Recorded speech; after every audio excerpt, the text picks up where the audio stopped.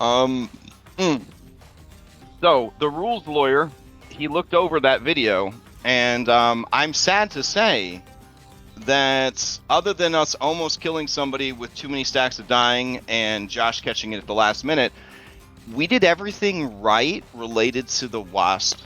That's actually how it's supposed. I was kind of hoping he would ride in on his, like, clockwork steed and be like, "You idiots, that's not how poison works." But he's like, "Yeah, it's rough out there." Like, okay. Wow. There's a reason why before the fight even started, I said, Paizo, who hurt you? Yeah. Oh So my god. coming. Just being killed by contemporary ass bugs. Yeah. I was like, God damn. Okay. I really was. I was waiting for them to ride in and be like, "No, you idiots. Poison's not that bad." But they were like, "Yeah, it's pretty rough out there." Pathfinder 2 wants us to be immersed. Bugs are scary. I am scared of bugs now. I mean, I got attacked by a wasp nest when I was a small boy, and I still remember the horror of them rising up into a cloud and descending upon me and stinging me till I passed out. So, like, it's definitely a scary thing. But, yeah. Whew. Okay, so we don't have a Scarlet today. That's okay. This campaign has proven so far to be pretty easy. Not a lot of deadly things to deal with. So, I got her AI script. We should be fine.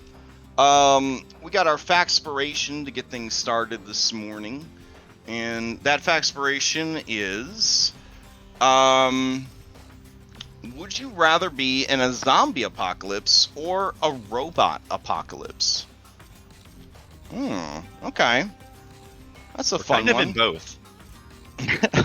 Well, with Geb to the south, and steampunk everywhere, and then in Pathfinder land, there is actually a crashed starship that, very much like the sexy space goats of World of Warcraft, is essentially a sci-fantasy city in the world of Golarion. Some of the fantasy purists try to pretend it doesn't exist, but it is there. It is there. Yeah.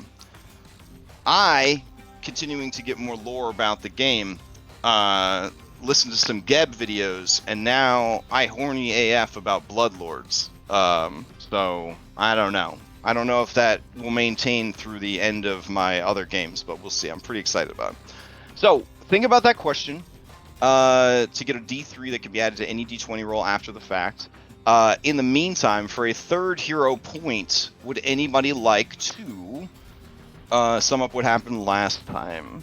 If you are interested in doing so, roll a D20 into chat. If no one is interested, I will try my best to remember what happened. Okay. Got an 18 from Bellinora, going once. Going twice. Bellinora, what happened last time? All right. Our session began as we prepared to make our getaway in the extraction of Vashon Gattleby, the supposed inventor of Pyronite. We made our way to the Easterval Brewery while engaging in a chase skill challenge. We collapsed a bridge, warded off a gang of raccoon dogs, saved a baby from a burning building, and dodged some exploding steam pipes. We did such a good job in the skill challenge that we believe we lost the groups chasing us. Upon arrival, we were confronted by Vashon's former girlfriend and the owner of the brewery, a haggard old dwarf named Amory. She unlocked the door for us, said some disparaging things about Vashon and I, and then vanished into the night. Just gonna say, I don't know, I don't know what you see is there. It's kind of old. I think I'm the upgrade, not the rebound. That's my opinion. Anyways. We walked into the tap room and were accosted by two automatons that had special AI units that allowed them to be customer service robots. We took them out with relative ease despite Vashon not helping, but apparently he built them so he didn't want to destroy them. And then after some looting, we proceeded into the production space of the brewery where all the vats were kept.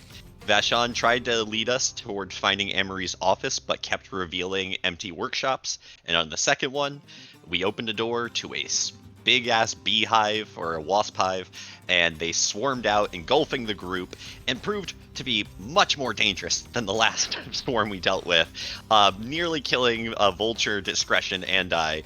But fortunately, we were able to disperse the bugs, we were able to stabilize the people, and thanks to the kindness of our viewers, we were able to out-heal the poison damage that repeatedly kept knocking us down.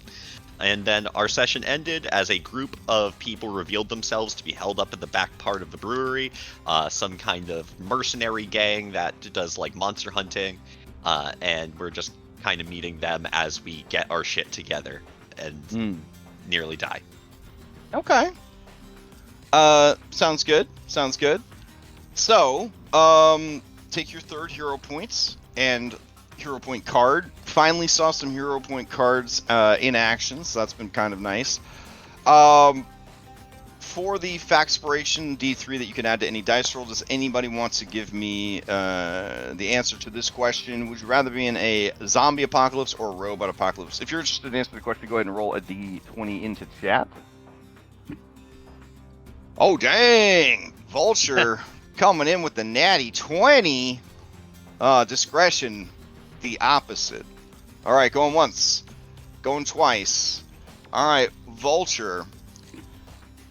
What's the answer? Robot apocalypse. Do you feel like you would be on the side of the robots, or do you feel like you would be fighting to save your humanity friends? Let me join my people so I can enslave the squishies. Oh no! Fair enough. There is some concern about these automatons from the starship in the earlier age and all that kind of stuff, that they might just be trying to do that. So we'll see. I don't know. Maybe that was my original purpose, and my memory wipe was a good thing. So the party I played in 4th edition, we were called the Horns of War, and that was the OG Chamomile was in that party, and we had a Warforged in our party who was essentially like a war machine, like an ancient like juggernaut, and over the centuries he lost more and more parts and repaired himself with what he had and rebuilt himself, so he's like a medium-sized boy, but in the past he was this like he used to be one of those. Yeah, I think the Warforged Juggernaut Eberron is like a huge-sized creature that's like a mini boss. Yeah. Oh no. Yeah. He was like a straight up like school bus like transformer size motherfucker. Yeah. And so every now and then he would go berserk, and we'd have to like fight our own barbarian. He was to kind of like calm his shit down if his rage just got out of control, because he remembered his original programming of being a war machine destruction. So good times. You may ask the same question of any NPC you've met previously in the campaign.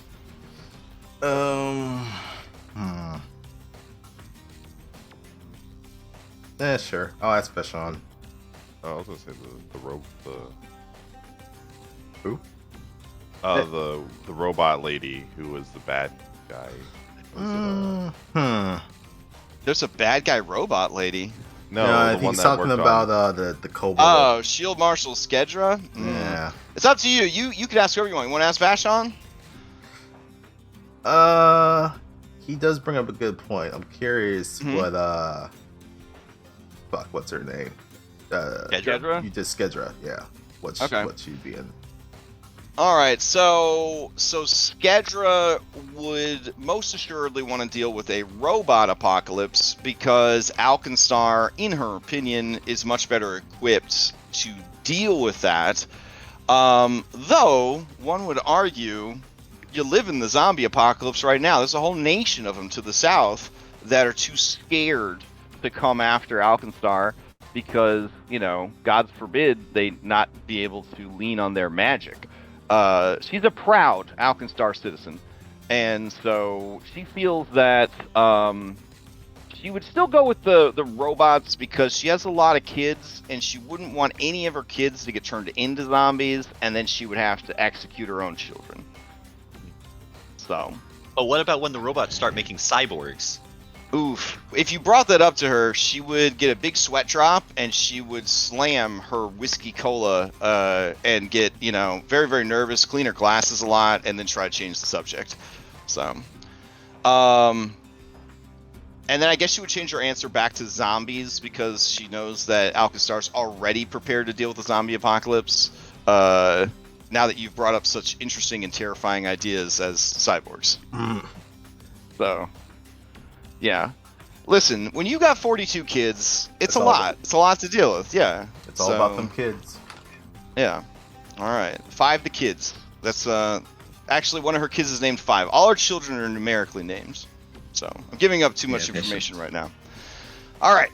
So, with all that settled, we return to the warehouse. Let me go ahead and throw a yellow dot. Someday I'm gonna have like a Convenient Effects Pathfinder edition. It's gonna be phenomenal. But for now, you get a yellow dot. All right, let's head over to the Yeast of All Brewery. We're having such a good time. Are you? That's good. At least the stream's running well this time. You say that. Are you getting ahead of yourself though? I'm trying to be optimistic. My ass is on the ground, and again, so. Hey, we're all here. We're rolling dice. We see the numbers. It's great. Okay, that's true. Anything could be better than last week, right? Mhm. Anything can be better than last week. Anything can be an improvement from last week. Okay. So we left off with everybody either being stabilized or conscious, I believe. So we will hop back into this bad boy, unpausing it. Kasali looks around and says, "Those wasps did a number on you. I hope you are all right." No. Did you come in through the front door? Yes. How did you fare against the barrel robots? We defeated them soundly. Oh, that is excellent news. Oh, Bolsa, my number 2.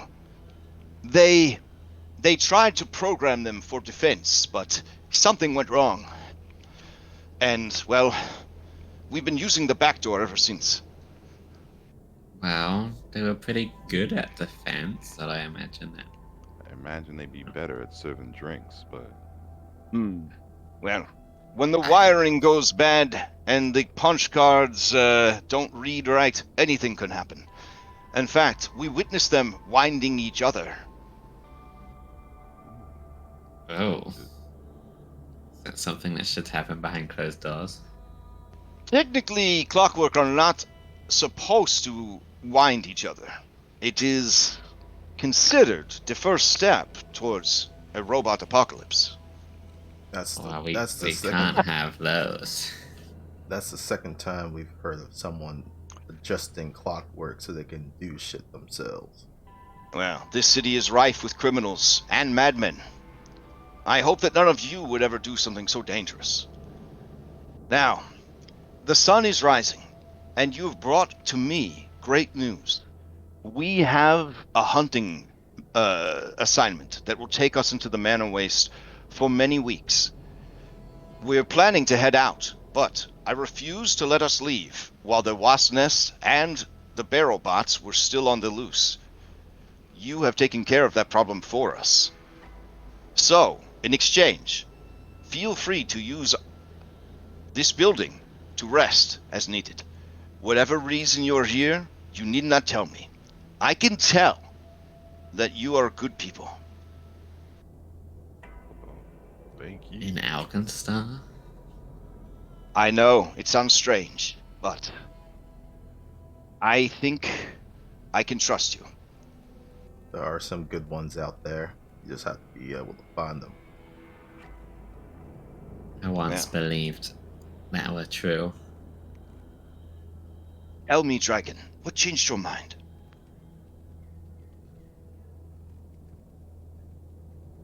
There's a 1,000-yard stare. Say a priest. One priest So changed everything for you? they were very persuasive. Listen to me. The nation of Nex. It is a place of horrors, of flesh warping. Its morals long since traded for power. I served that nation loyally my whole life. But I witnessed one atrocity too many. I oversaw one war crime too many. And I live a life of penance now. It is never too late to become the good that you want to see in the world.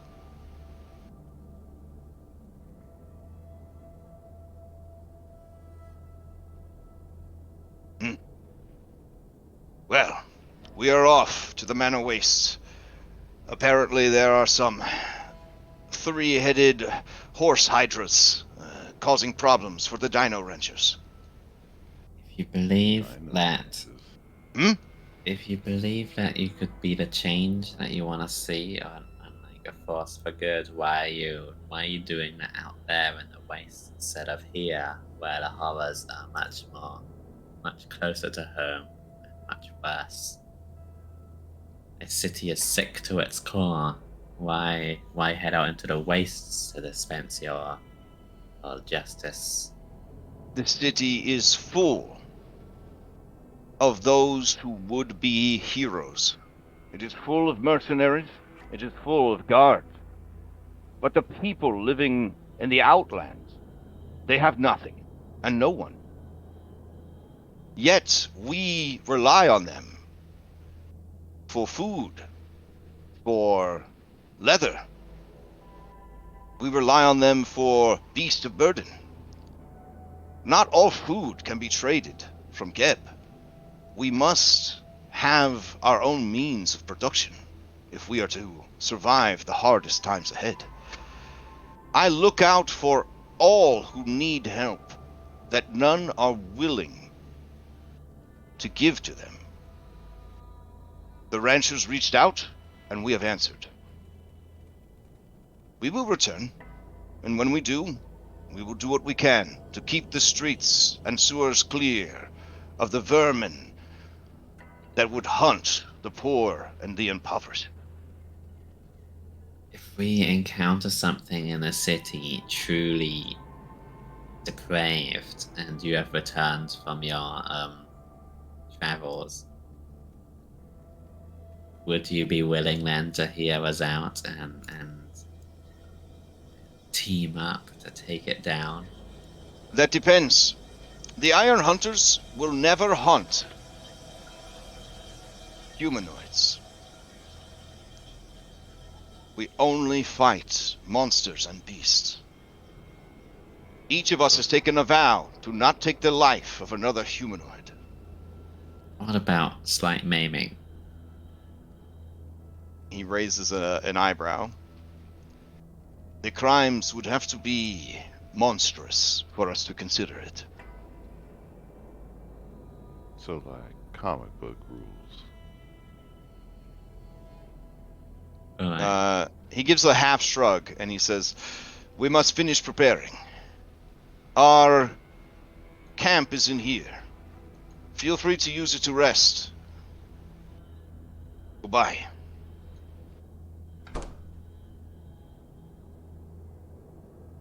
Stack, when you went over to examine these things, you did hear some movement inside this container.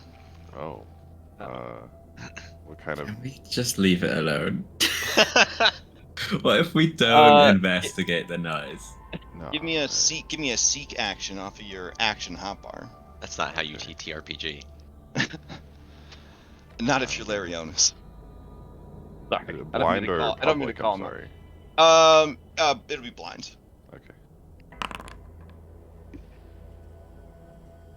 Okay. Must have been just an old pipe, old creaky pipe. Yeah, he just kicks it like, what's going on in here? Oh, you kick it? Yeah. Oh, It's okay. like, All right. Wait. As you kick it, the spigot comes loose, and a disgusting brown fluid sprays out, engulfing you. Oh, buddy.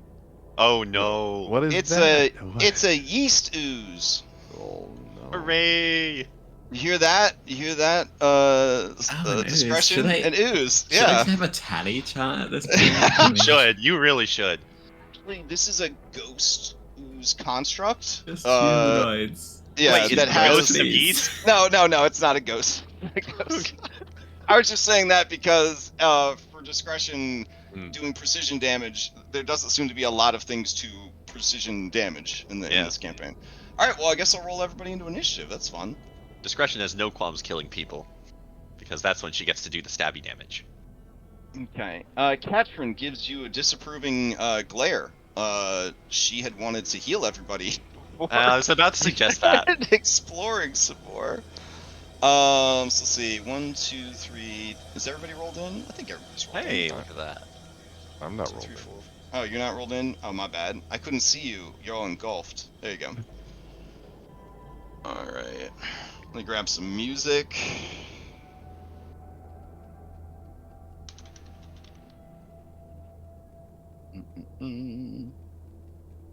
I We'll just go with this. don't even think I can get there. Mm-hmm. Okay. 4 square tiles is 1 movement. Let's see. What do I have left?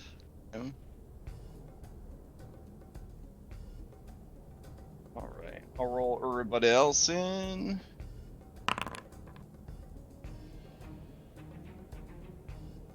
Okay, so per the adventure, the triggering character is engulf by the ooze. What does engulf mean? Engulf is a basic bitch bestiary action, so BBBA. Essentially, the creature strides up to double its speed, moves through the spaces of any creatures in its path. Any creatures of the monster size that are smaller, whose space the creature moves through, can attempt a reflex save with the listed DC. So give me a DC 20 reflex to avoid being engulfed as this thing flows out and over you. This is before the fight started. Beautiful. Right. All right. So if you fail, you are grabbed and slowed. You have to hold your breath, or you will start suffocating. And you will take damage at the end of each of your turns. This is different than D&D. While you are engulfed, you can try to get free by using the escape action against the listed escape DC, which is 20. You are also the engulfed creature can attack the monster engulfing it, but only with unarmed attacks or weapons with light bulk or less. So there's no using a two-handed axe inside a fucking fish to get free. Yeah.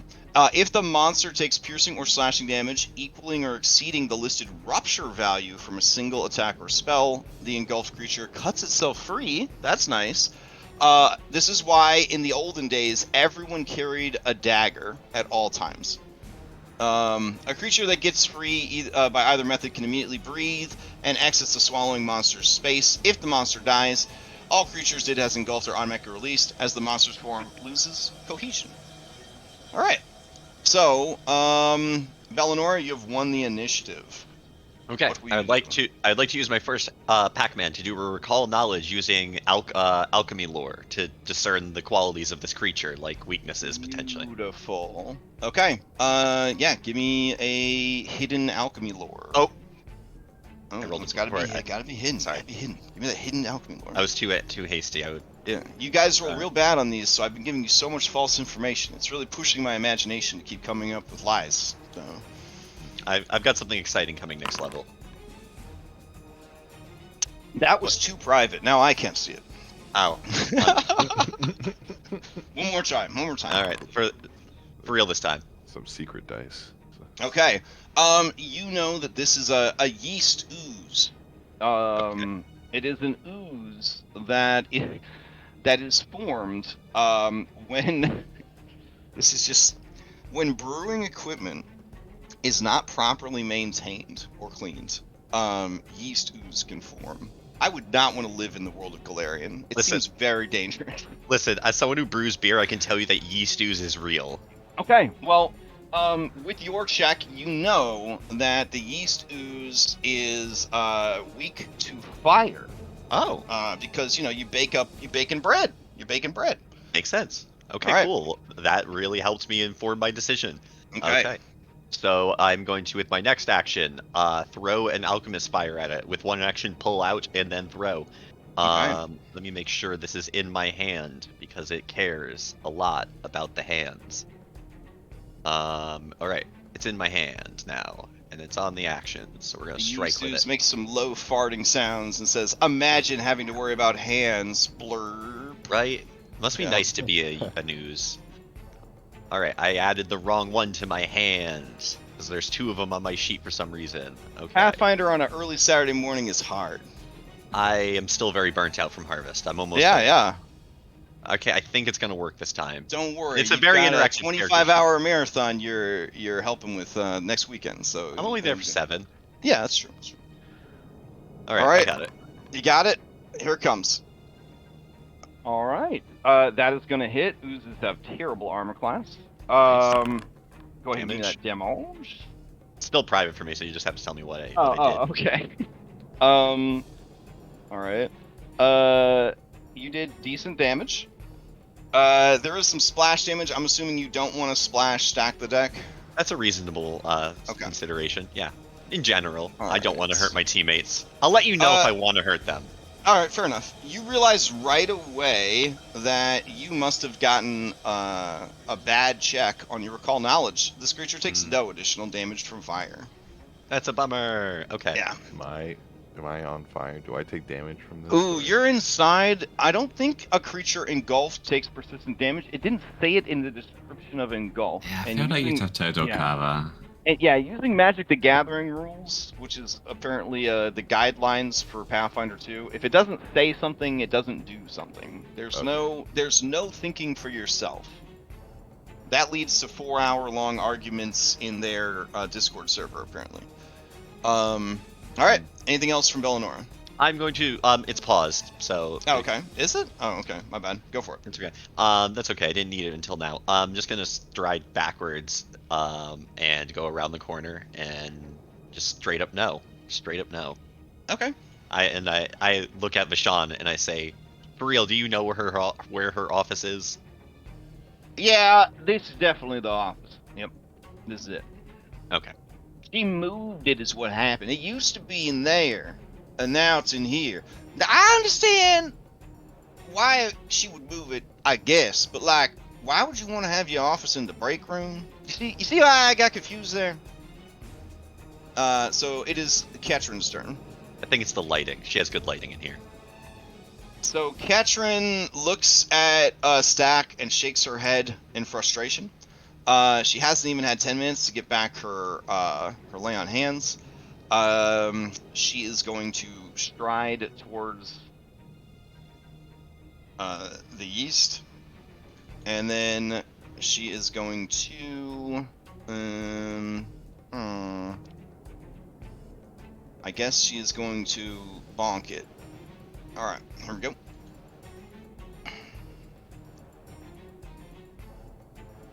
A 12 is going to hit, because ooze. As she bonks it for 8 points of damage, you guys see that it is resistant. And maybe? Hold on. Oh no, it is weak to bludgeoning damage. So as she hits it, it lets out a tremendous fart and takes 5 extra points of damage as she is beating the yeast out of the ooze. Feeling confident in its low armor class, she will attack again with map. But miss. And that is her turn. Vulture, to you. Well, wasn't expecting this to happen. Vulture's gonna spend one action to change his grip to two-handed because he was just carrying his rifle one-handed. One shot, one kill is gonna be turned on because stealth or initiative. There's one other ability that I had now. This ooze has not acted yet, correct? Correct. So it is going to be off guarded against me because I have surprise attack from Rogue. Okay. And here comes shot number 1 against the ooze. All right, it's gonna be a critical hit, which will do the bigger damage dice. It's also concussive, so it does do bludgeoning damage. Yep. All right. Holy shit. Let's see. Vulture It's is immune to. Vulture is done with this shit. Let me see. So it wouldn't get the precision. So it would be 20. From the D12s, you get the extra D12 because they turn into fatal, and then they would be concussive. So yeah, it would take 25 damage, I believe, is the final count on that. Yeah, because the dice go up in the dice go up in size, and you get the extra die, and you get the bludgeoning. Okay. All right. Very nice. The creature is past bloodied. And he's going to spend his last Pac-Man to reload. Alright, beautiful. As your turn ends, let's see, the spigot on the... Wait, hold on a second. Shot. Change grip. Shot. Okay, yeah. Grip, correct. Sorry. Alright, the spigot on this one bursts open, this vat, and you see another one splurt out into the map. All right. It is going to.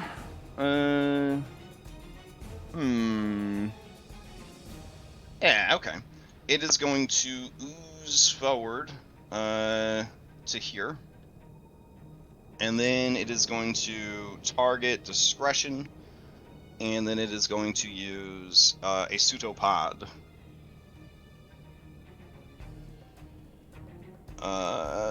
Hitting for... I will make them do minimum damage.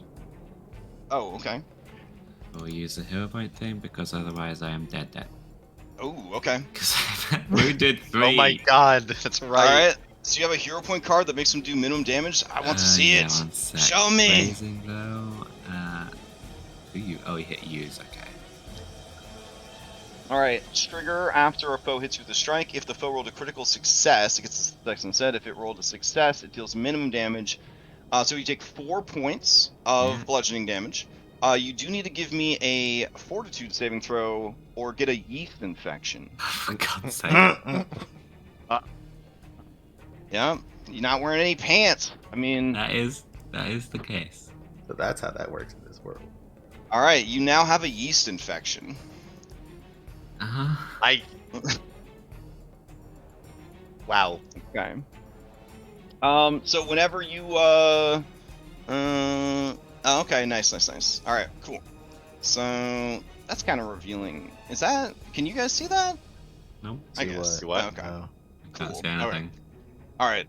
It was explaining how the whole disease works, but I didn't know if that was showing for players. if it's Because like I'm so used to like D&D stuff. Yeah, it's in a pink box. Yeah, we don't see the pink boxes. Wow, Josh, this Pathfinder's pretty good. I'm just saying, it's pretty good. They really think of everything. One action to burst out, one action to stride, one action to slap. That is the end of that ooze's turn. All right, this ooze already has someone inside of it. Since there's already someone in there, it's just gonna beat up the one that's inside of it. That makes sense. So Stack, it's gonna target you, and it's gonna beat you up, or try to. Alright, that is gonna hit because you are off guard from the number of things that has going on. You will have to give me a fortitude save to avoid getting a yeast infection. You do not get a yeast infection, but you do take 10 points of bludgeoning damage. Ooh. And let's see. I think it has to spend a Pac-Man to maintain its grab, so it will do that. And then I guess it will just map you with the last Pac-Man, because it doesn't really have too much going on. It's an ooze. And that will miss. All right. Play passes to Vashon. Vashon looks over there and he says, "Oh wait, now listen, I got a gluten intolerance, so I'm just gonna stay in here. I'm gonna look for what I'm looking for. You guys take care of your business." And he starts to rummage around the desk. So. All right. Stack, you're up. You do not want to end your turn inside the ooze. You can use an Right. escape action, DC 20, to try to escape. I have. Alright, I will use the 3-action version of Kinetic Ram. And Okay. I'll post it first. All right. Gathering kinetic energy, you either focus it in a straight line or disperse it in an encircling ripple. Any creature targeted by the spell must succeed at a fortitude saving throw and push 10 feet away from you. Oh, that's dope as hell. The spell's area or range and how many creatures it affects is based on how many Pac-Mans you're going to spend. And you're doing a 5-foot emanation? Yeah, can All I right, which move won't around hit any of inside? your allies. You cannot. You are grabbed. Your speed is 0. Oh, I didn't know if I was freely move around the cabin of the ooze, but No, your speed is 0 because you were Oh, grabbed. okay. Okay. All right, so then I'll put it right here. Don't worry, we're gonna beat all the 5e creativity out of everybody. Okay. All right. Let's see. Let me just check something real quick. Oh wait, whoops. Mm. There. All right. It is currently the. Did we close the calendar? All right, my bad. So it's 6 a.m. on the 4th. So give me a D20 roll to see if you get a wild surge. You do. All right. Go ahead and give me a D-hundy. 79. 79. Big number. Alright. Let's see what happens. Alright, as you call for your magic, the magic you're registered with the government because you are a responsible citizen who would never use their magic in an unsafe way. And that's why they gave you a license to use magic in the city of Alkenstar. You call for your magic, and the warp that lays across this entire region takes your magic, and it does some fucky stuff with it. You trigger a cosmic surge. Alright. The cosmic forces of the universe align with a single creature within 60 feet. So, I will need everyone to give me a roll-off, including the yeasts. Just a D20 or? Yep, just give me a D20. Alright, this is yeast number 1. Nice, This is safe yeast middle number 2. number.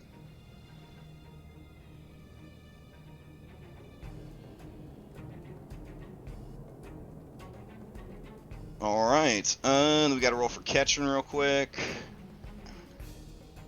I won't have the others roll, I'll just say that they had it out already. Okay, so Vulture, you feel, Yay. just like Cosmic Spider-Man, you feel the power of the cosmos enter your body. You have a +5 circumstance bonus to all checks and DCs. The Yeah. fuck? Holy fuck. Yep. You feel all the power of the universe enter your body. This must be what divinity feels like. How long does that last? Well, we don't know We yet. don't know. Yeah, the foot Yeah. has not dropped yet, so All right. I feel like I don't know you how remember if what there's a happened way to to Catrin? Yeah, I don't know how would I mark this on my character. I mean, Looking up. if you can't keep track of the fact that you are Cosmic Spider-Man now, here's a purple dot. All right. help I you. mean that works. All right. How you track it in game is you use math. You were just gonna Yeah. add a 5 to everything, so including That should be armor fine. class. everything, yeah, Wow. yeah. Good thing it didn't go on the ooze, right? That would have been crazy. Okay, so it did work. So this ooze is going to go ahead and try and make a fortitude save. All right, it critically succeeds, being a big mass of yeasty ooze. On a critical success, I don't believe anything happens to it. It doesn't say if anything happens to it, so. Okay. So a creature must succeed on a save or be pushed. So it's a either or. Okay. So as you go and this force out here, the only thing you do is create Cosmic Vulture. What That about is the your. other ooze? It's a 5-foot emanation, so it would not hit the other ooze. Oh, yeah. Yeah. I don't know why your emanation would be over there. Emanation comes out of a person. Yeah. It's like an aura that appears and then disappears, essentially. Okay. As your turn ends, you'll be afflicted by the engulf. So the engulf does 1d8 plus 3 bludgeoning damage. So you take 11 more bludgeoning damage. I'm unconscious. Oh shit. No. Okay. And then that moved you up the initiative, and now discretion, you're up. Alright, I think I need to do a bit of a recall knowledge on these things to see what Okay. I want to get them. And try and figure out a way to beat them.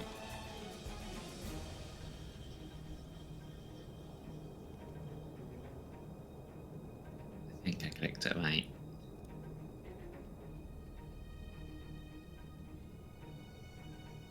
Oh right, yes. Woohoo. Let's see. Honestly, I think the targeting them for recall knowledge is good, but just a straight recall knowledge gives me all your stuff, which gives me the freedom as the DM to kind of be like, oh, ooh, I see. that lore skill would actually be appropriate here. Alright, But I'll it do does show me some lore skills that would work. So let's see. With your roll, you are unable to recall anything about it other than the standard ooze stuff. So immunity to critical hits and mental attacks and precision damage, and visual effects. Yeah. All right. Wait, am I blind here? I am. Okay, that's good. Oh, he had the. Wait, where? I could see him a moment ago, and now I can't. So he must have had something. Oh, he dropped an emanation that might have created some light while it was down. Okay. Technically, this guy should be lit up because he's taking ongoing fire damage, right? Yeah. Yes. Ooh, did I roll the check to see if he gets rid of it? Roll his recovery check. Alright, never mind. He wouldn't be on fire anymore. I was about to turn on a light for you, but yeah. Alright, so what are you gonna do, Discretion? You got 2 more actions. I'm going to bravely step away. Okay. And then I'll get my torch out again into my hand. Alright, and pull out a torch into your hands. Alright. Not Thus lit, ends. it's just in my hand. Yeah, thus ends the turn. Bellinora, you're up.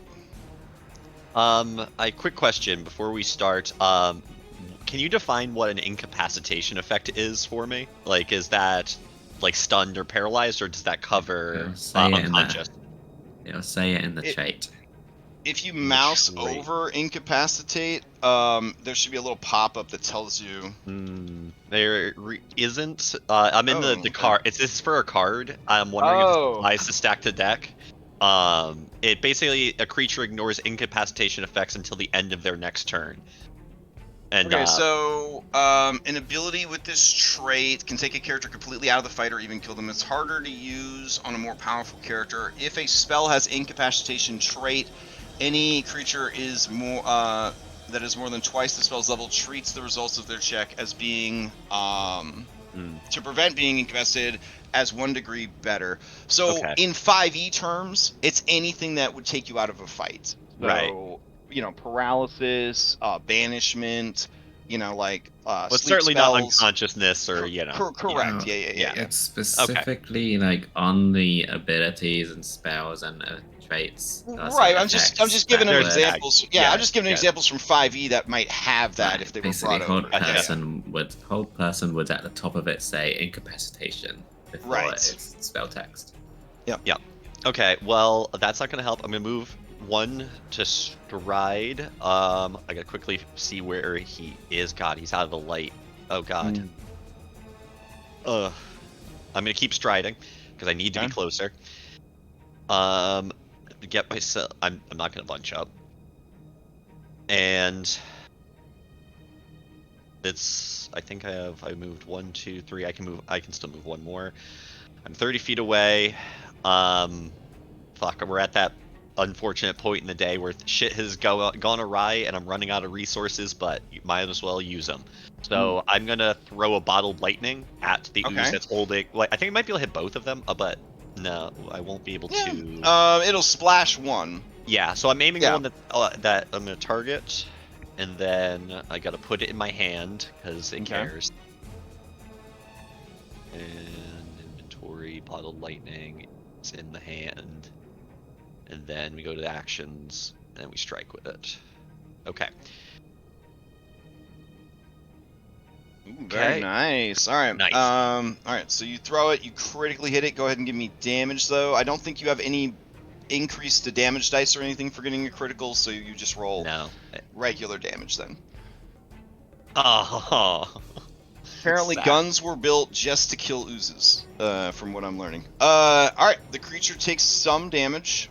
And takes some splash damage, and then this one takes some splash damage, and it swings a few pseudopods in your direction, Bellinora, letting out screeching farts of anger. Okay, the one that was hit is now flat-footed. All right. Let's see, so I've strided, I have lightning bottled, and I don't like where I am, so I'm just going to stride back to where I was. Okay. And that is my turn. All right. Play passes to Ketrin. Ketrin sees that he is fully engulfed, saw that staff was doing the trick. She's just going to do 3 staff attacks because this thing's got a low AC. So here we go. Strike. That's going to hit. Damage. Her damage does not increase because of a critical, so this would just be what it is. But the creature is vulnerable to... Sorry, has a weakness to bludgeoning. And that will finish it off. Alright, Stack, you drop to the ground, just covered in yeasty ooze. Can you give me another fortitude save against the engulf damage that you took to make sure you don't have a yeast infection? Okay, you don't have a yeast infection. Alright. Ketrin is going to then move here to kind of block for you. And then she has her hands full because she has her shield and her staff. So she can't heal you. She's going to shout, Can one of you take care of Stack? He's down again. I can get him. Alright, and then she will use Map to attack this one. Go. And she will hit it. Alright. And that is her turn. Vulture, to you.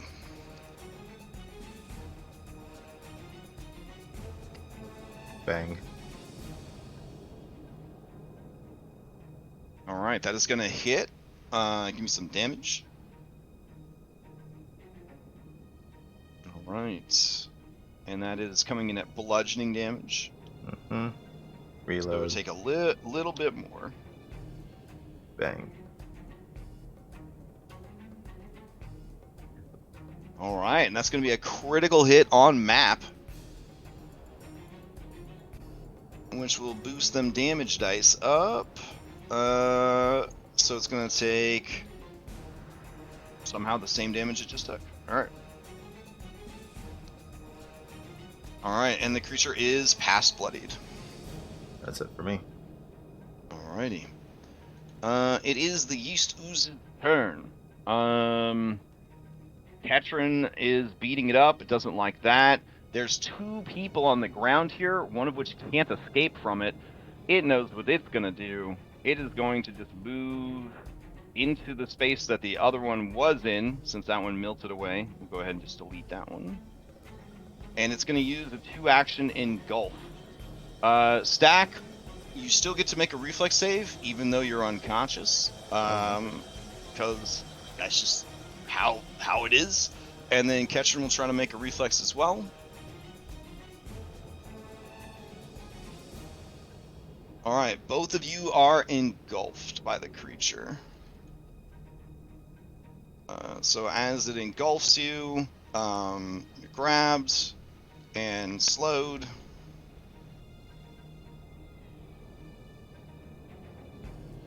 And then it is going to target Ketrin, and it will use a pseudopod attack on her. Missing. Alright, and then play will pass to Vashon. Alright, Vashon is going to continue searching for what he is looking for, rifling through the desk. He stops for a moment, lingering on the fancy alchemist kit that is there, lost in his memories. And he opens up a flask from his inner pocket. Then he runs out of actions before he could drink from it. All right, Stack, you're playing the dying minigame, and you are going to take damage at the end of your turn. All right, so your dying value has increased, and then it's going to increase again from the engulf effect. I'm at dying 3. Holy shit. All right, give me another fortitude save against yeast infection.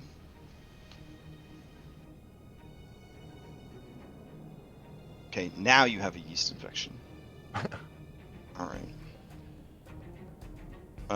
Let's see. Okay.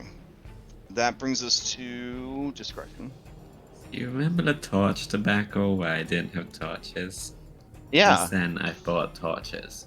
Good Nice. news. Bad news. Turns out you need like a flint and steel to light them. So I basically just have a heavy stick in my hand right now. Incredible.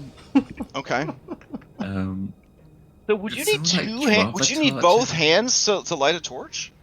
I believe so. One Sounds to like it. hold, another to Yeah, have the another to lighter. light. Oh my god. God damn. God, are we in a VR simulation right So now? wait, I hold was on. in 5e as well. We just never thought about it. I know this is That's rewinding back, but then that means we wouldn't have had the torch at Vashon's place to have been lit up. If we're going that far Damn. back. I mean, we can't retcon that far Yeah, back. no, We yeah, have to no, learn. no, We I'm have to just learn. saying. Yeah, we got to learn and move forward. Yeah. Every session of Pathfinder, I learn more and more. Yeah. It runs deep. It runs deep. You learn from your mistakes. I think we had a dropped light source here that we never picked up. So I'll go here and I'll light my torch off that. But Okay. that's a step and interact. And now, okay. I'll just go Okay. here.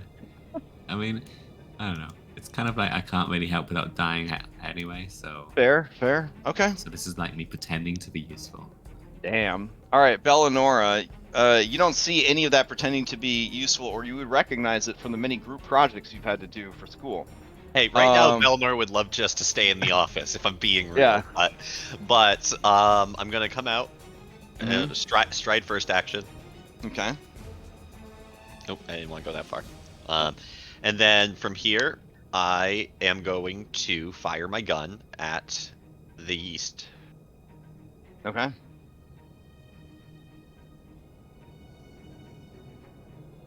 Oh. And Josh, slow 1 would go away after his turn, right? It goes away when you remove the when you don't regain your action. Oh, okay. But because they were unconscious, they didn't actually get to do that. Oh wow, I hit. So the slow would just hang out. Okay. Well, they get it from being engulfed either way, right? Oh yeah, while they're engulfed, you're right. Bellanora, that is gonna hit for 3 piercing damage. Well, this is concussive, right? Yeah, it does have concussive traits. All so right, it can be beautiful. bludgeoning.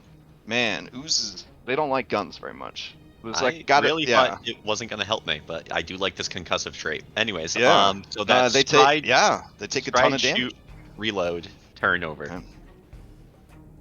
Okay. Ketrin's turn. So Ketrin was whooping its ass with her stick, but her stick, I believe, is not a light. It is a bulk 1. It's not a bulk L. So you would have to drop the staff or drop the shield. Shield's really not helping much right now. And then unarmed strike it. So free action question mark to drop shield. And then she will start punching. Alright. Punch. That's gonna hit. And I'm assuming punching does bludgeoning damage. It do. So she punches the hell out of that ooze. She's gonna punch it again with map. Incredible. The coolest grandma. That's a tall order. There's a lot of cool grandmas on our server. All right. And she just fucking tears herself free of the ooze. Oh thank God. And she has 1 Pac-Man left, and her hand is now free, and she's wearing her healer's kit. However, do you have any sort of cooldown to be... No, she can stabilize you. That's right. All right. So, she's going to target you, and she's going to do a stabilize, which is just a... I don't see it on the dashboard here.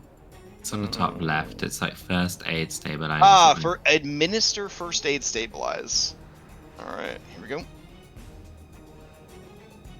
Hot damn! Alright. So there we go. You are stabilized. And that is that. We'll end the encounter.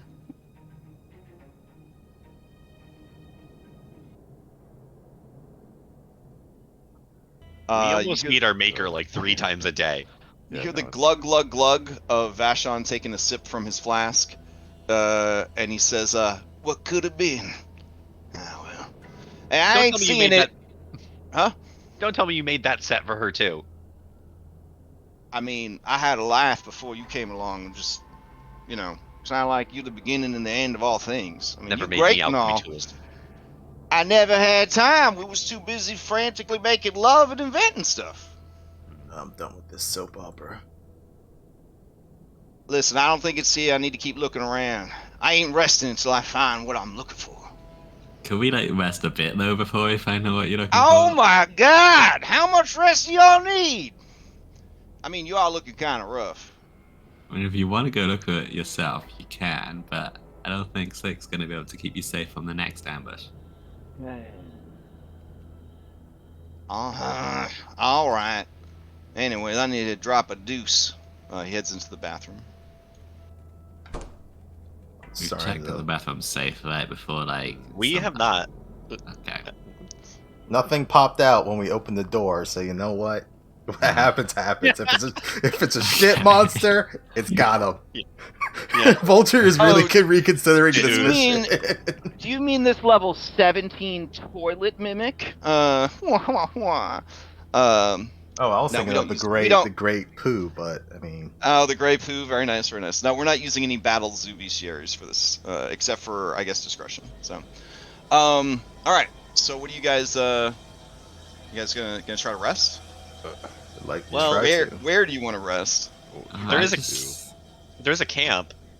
Yeah. Oh, by the way, after about a minute, Vulture, you feel all the power of the cosmos leave you, And when it leaves, you feel an emptiness inside you, the likes of which you've never felt before. Now that you know what real power and potential feels like, you will forever live in the shadow of what could have been, knowing that you are so limited by your mortal form and soul. There's so much I could have Magic. done. And Did you, anything like visually happen to Vulture, or is it only? Oh, he was known like his to him? eye. Yeah, his eyes were glowing. He was like hovering above the ground. There I was was like Super stars. Saiyan. Yeah, there's like stars and shit like hovering around him. Like galaxies were forming in his imagination. I mean, I'm under this disguise by imagining some of the exhaust ports were kind of opened up, and I was just emitting cosmic gases. But does poor clumsy Ketron go is away? Double diseased now? How diseased can we get this? Does clumsy go away? What a question. I'm looking at the description. It doesn't say anything about how it reduces. Stack Well, the deck. You come here right now. how come did here you right get the clumsy from a card? Fuck. Did you get it for succeeding at a cost? No, you're encumbered. Oh, then that's There's no That's- way, because Vulture carries very light stuff. no. You don't have the encumbered. Oh, I think that you got it from a succeed at a cost, which means that it will have to go away when you Long rest. Rest essentially, yeah. Okay. Can someone? So I'm gonna say 10 minutes go by. You need. And I don't know, after seeing Cosmic Vulture, if Ketron feels comfortable casting Lay on Hands. yeah, it's another like 40 or 50 minutes until we can do treat wounds again. I- 'cause we've Okay. only just done I that could one. give him an elixir of life to get him going. Okay. Do we want to use? It's my last one for the day. Do we want to use the resource? We may as Ver- well just wait until we can treat wounds. Like Okay. we should not go into any other combats when we have 3 people at wounded 3. Yeah. Okay, Yeah. so where That is do you just guys very, want to go? very They did. stupid. Kasali did say you guys could use their camp. I still want to check out the Wow. office, but yeah. Well, they came from this direction, so I would at least like to check these doors just to. Oh my god! Alright. What if we Well, hit a that's trap not or the something one. though? That, A sign that's what I'm saying, check. a sign on the north wall says loading bay. A sign on the south wall says cooler. This place is full of terrifying random wildlife. We know that they were camped in the northern one. We can just go in the northern one. They did say they and they rest came over. through the back door, which I'm going to assume is the loading dock. So, Yeah, and I don't want to go in a cooler. We can sate all of you guys' curiosities afterwards. Wait, I'm getting away from this door. we all huddle in the corner. Bash on! He says plumbing. Why is it flush for so long? The just Malcolm keeps Star go- pipes. It just keeps going. I'd like to check this door for traps of some way before trying to open it. I'd like to make it part of my investigation and give him a +1 bonus.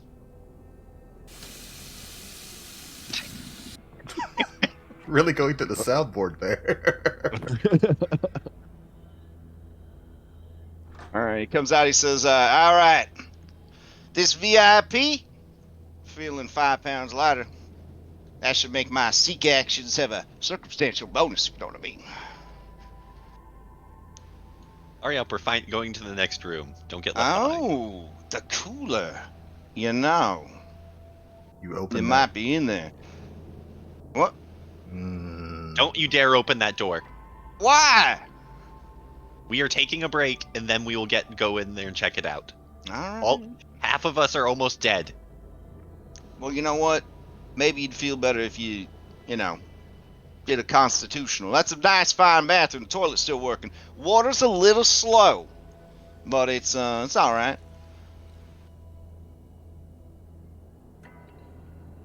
Okay, the door's open. We haven't died yet. You think that Kasali fellow gonna double cross you? I mean, he might. It's Alkenstar. We legit did not incite him. No. But I mean, But I mean, if he wanted to do something, he could have done it. We were pretty fucked up, so. Yeah. Yeah. He didn't have to wait to take us out in our sleep. He had the numbers True. to take.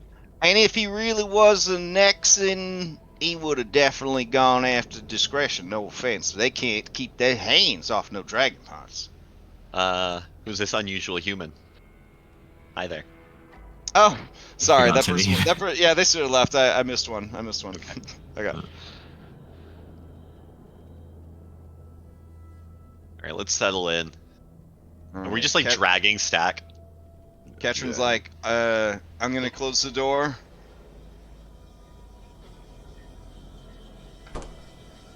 No. I'm closing the door. Discretion. You hear on the other side of the loading bay doors people talking. Do you want to listen in? I'll have a little listen, but I'm not gonna go up to it or nothing. All right, give me a seek action, a hidden seek action in case you mishear what they're saying, telephone game style. Hobnob.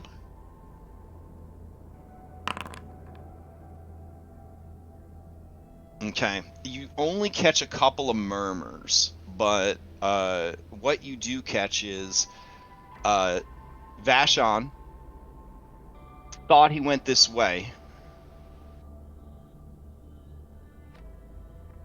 found a horse. Oh no. Old next guy said hadn't seen him. Don't worry. Sun's up. We'll find him. And the rest is all like Charlie Brown's parents. Just like, wah, wah, wah, wah, wah, wah, wah, wah. And then you kind of sense the group move away from the doors. I don't know if Nexan is the right term for people from Nex, but in a cowboy campaign, Nexan is it just seems perfect. Do you know what I'm saying? Like, Dutch kiss. yeah. I think the Gebs are called Gebites, which is all right because that's like, pretty much one of the best Pokemon. So It's probably Nexon or Nexian, one of the two. But Nexan, yeah, for sure. Nexon Yeah, is- we'll say Nexan here in Alkenstar. Nexon, Yeah. Nexon. Call him Gebbins. Gavin. I think they'd be upset by how uncool that sounds. Yeah, I know. Yeah. All right. So Vashon says, "Hoo-wee, it's been a night.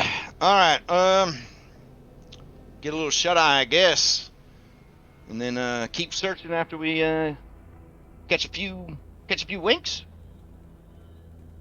Yep, that Sounds works. good. We can't stay here forever. We gotta find what we Yeah. came for. And Yeah, but I mean, sun's coming up.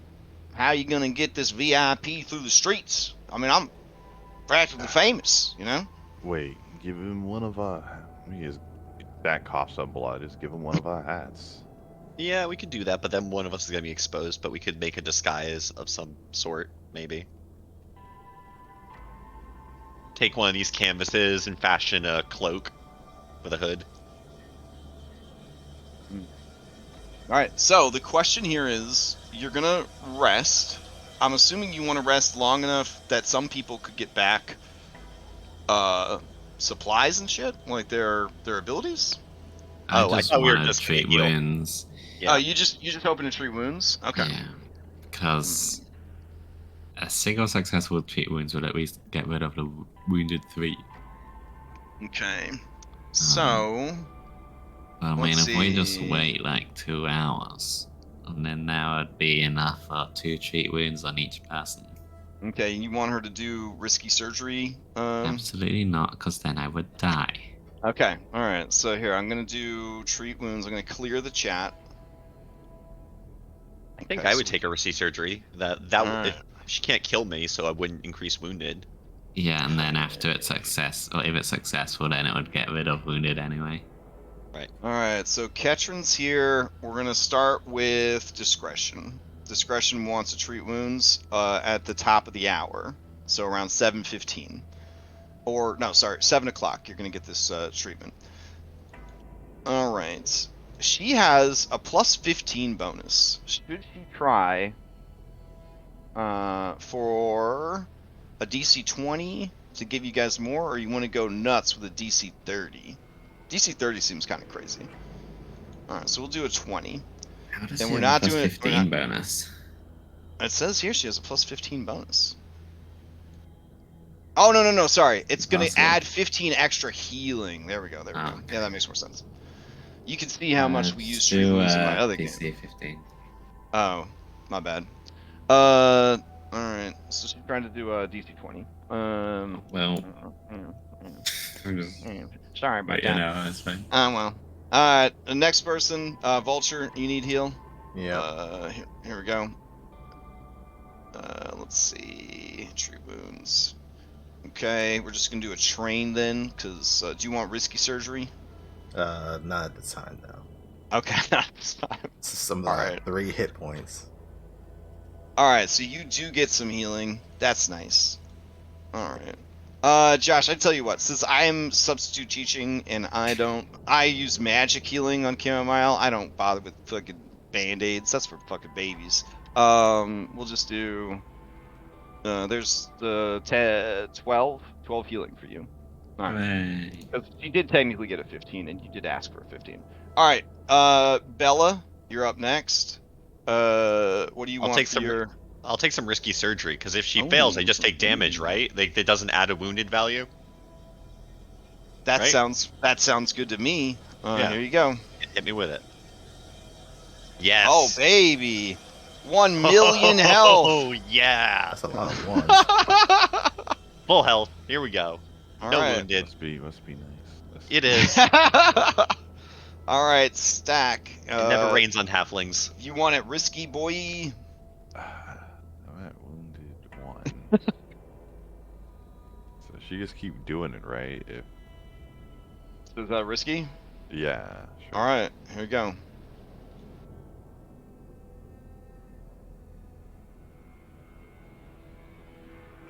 Nice. Okay, so that takes us a little past 7. All right, and then we would wait another hour for more heals. Is that the play? Yeah, I guess so. All right, and I then think so. okay, so She done then herself? oh, she's missing 1 hit point, but I guess she can. Oh, do right, I herself was just real getting quick. mixed up. Because there's Yeah. another lap. I was getting her mixed up with Vulture. All right, hold on. She'll try to heal herself real quick. There you go. Wonderful. All right. Now you want that risky surgery? I'll go for Whiskey. Okay, here we go. C15 again, but Whiskey. I mean, risky almost always seems worth it. Damn, I'm so good Yeah, at like I I'm think so it good at is. healing. Look at this shit. This is incredible. You just got to roll 20s like every other part of this fucking game. Okay. Let's It's see. so Hey. simple. Yeah, it's so simple, guys. Just roll 20s all the Just time. roll dice. Just roll dice. Yeah. Ah, So easy. It's like we don't want to. You got yeah. If you want to have fun, why are you rolling so bad? Duh. All right, so you actually take 7 damage, Vulture. So maybe risky surgery ain't great. I don't know. Everyone else is at full. Do you guys want to wait another hour, or are you gonna head out with 6 hit point Vulture? Well, how far into this timeline are we, and how close are we to a full rest at that? I mean, Was you it? have It's to, only 10 minutes. you have to actually be resting to get a full Yeah, rest. You guys are right. hanging out. Yeah, it's not the Okay. same. Yeah. It's up to you. As long as you need. Vashon will not leave without the item he has come to retrieve. do we have an idea of when the next bronze time is? Oh, good point. Yes. Now that you've gone to 8 a.m. on the. Let's see. Oh, why did that pop all the way open? All right. Why are you guys suddenly on the 14th? Hold on. You know what? I must have had it on day when I was advancing like time. All right. So on the 4th, it's 8 a.m. That means it's surge time. It's gonna be surge time until noon. Never mind then. So hopefully no magic's gonna be happening, cause that's gonna be fucking crazy. No, man, just live a little. And how was it, Vulture? What did you see in there when the stars came down for you? I felt amazing for a minute. Now I feel a crushing weight of how inept I am in being able to protect my friends. Oh well, Goddamn. We just gotta do it again. Mm. Just gotta do- What a I thought you drug were- addict thing to say! Oh my Right. god! I thought you were gonna explode like Mother Ketrin.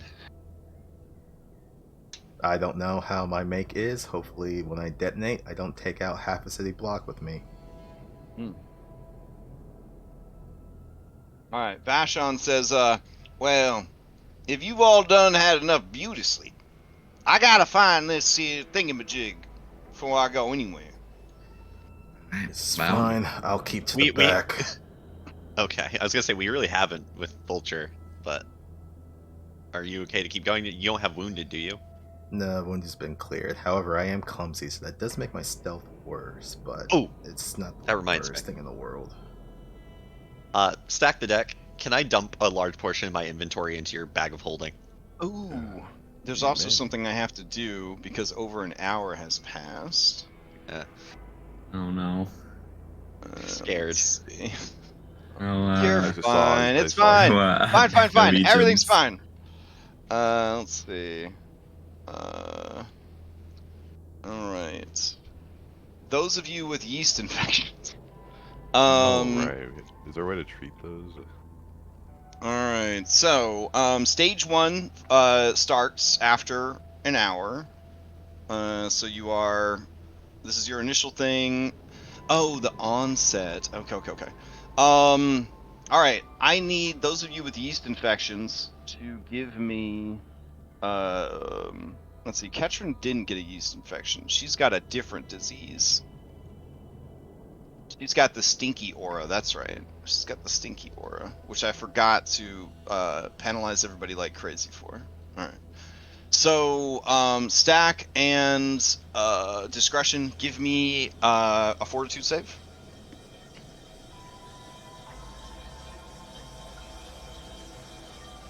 Alright, discretion. The natural enzymes in your scales have defeated the yeast infection before it could become rampant. However, stack, it becomes worse. You are now permanently off guard. After another hour of resting and waiting, I need you to give me another fortitude save to see if it gets worse or if you get over it. Oh, there's no clearing it with like a check or anything. This is what the check is. It's called a Oh fortitude no, I mean, save. no, I know. We're the gonna need to fortitude give you a save. bath.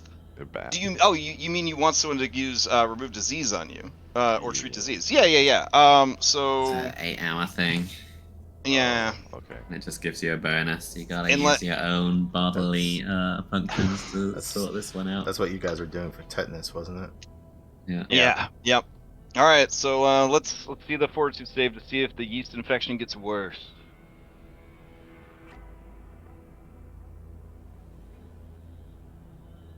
Okay, no. You manage to kind of scrape the bits of skin and fur off of you that are infected. It doesn't feel great, but you are able to essentially cure yourself of the fast-growing yeast. Had you not, you would have become permanently enfeebled. Oh my god. Oh Yeah. So that was a good thing to make the save on. All right, Vashon's gonna open the door. All right, let's go find your All thing. right, let's go. I'm sure it'll be very upsetting. Is it in? Or what's behind door number 1? It is locked. You see that the fridge has a padlock on it. You could force it open, or you could Oh, no. thieves' tools it open. I'll thieves tools it open. Okay. Pick a lock.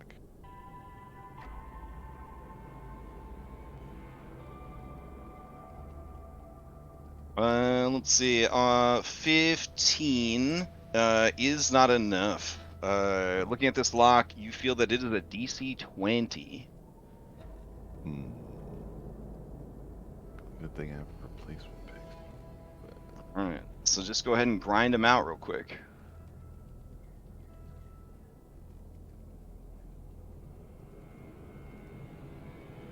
There you go. All right, that is one success. Give me 2 more. Oh, 2. Oh, okay. Yep. Pathfinder locks. Oh, never mind. All right, you get the door open.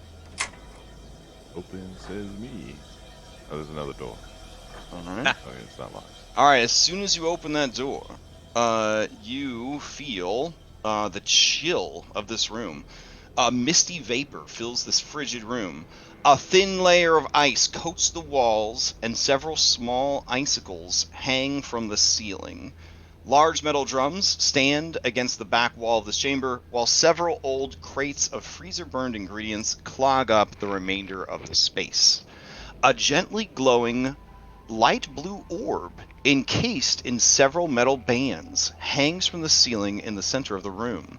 The only exit that you can see is the door to the north, through the 2 sets of thick wooden doors. So this cold storage room, why don't you stack as you are checking it out? Give me a recall knowledge. Mm-hmm.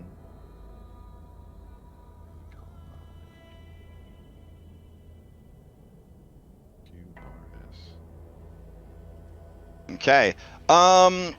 You're not 100% sure what's going on here, but you think that this orb is of arcane magical nature, which would make this device somewhat illegal. Hey, Bella, you ever seen anything like this from school? Well, I just look over at Vashon, who's like, I'm like, you obviously made this for her. What is it? Oh, this is a cooling orb. Yeah, so I took the spell Frosty Beam or whatever nonsense, and I coalesced it into a spherical prison. It's bound by these ever increasingly concentric rotating rings, which keeps the wild surges from going nuts on it.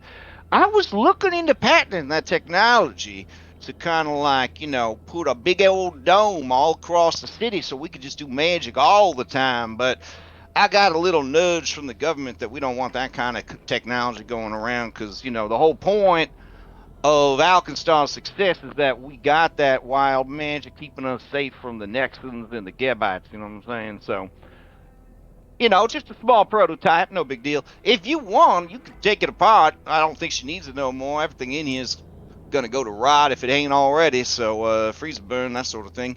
You should be able to use it, fire off some magic ice beams or something. Anyways, I'm gonna take a look around. Could we do something like a crafting check to disassemble and preserve it?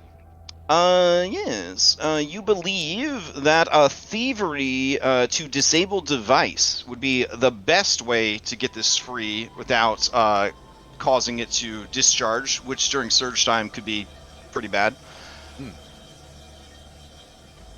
Oh, well, I could do it. Go for it. All right.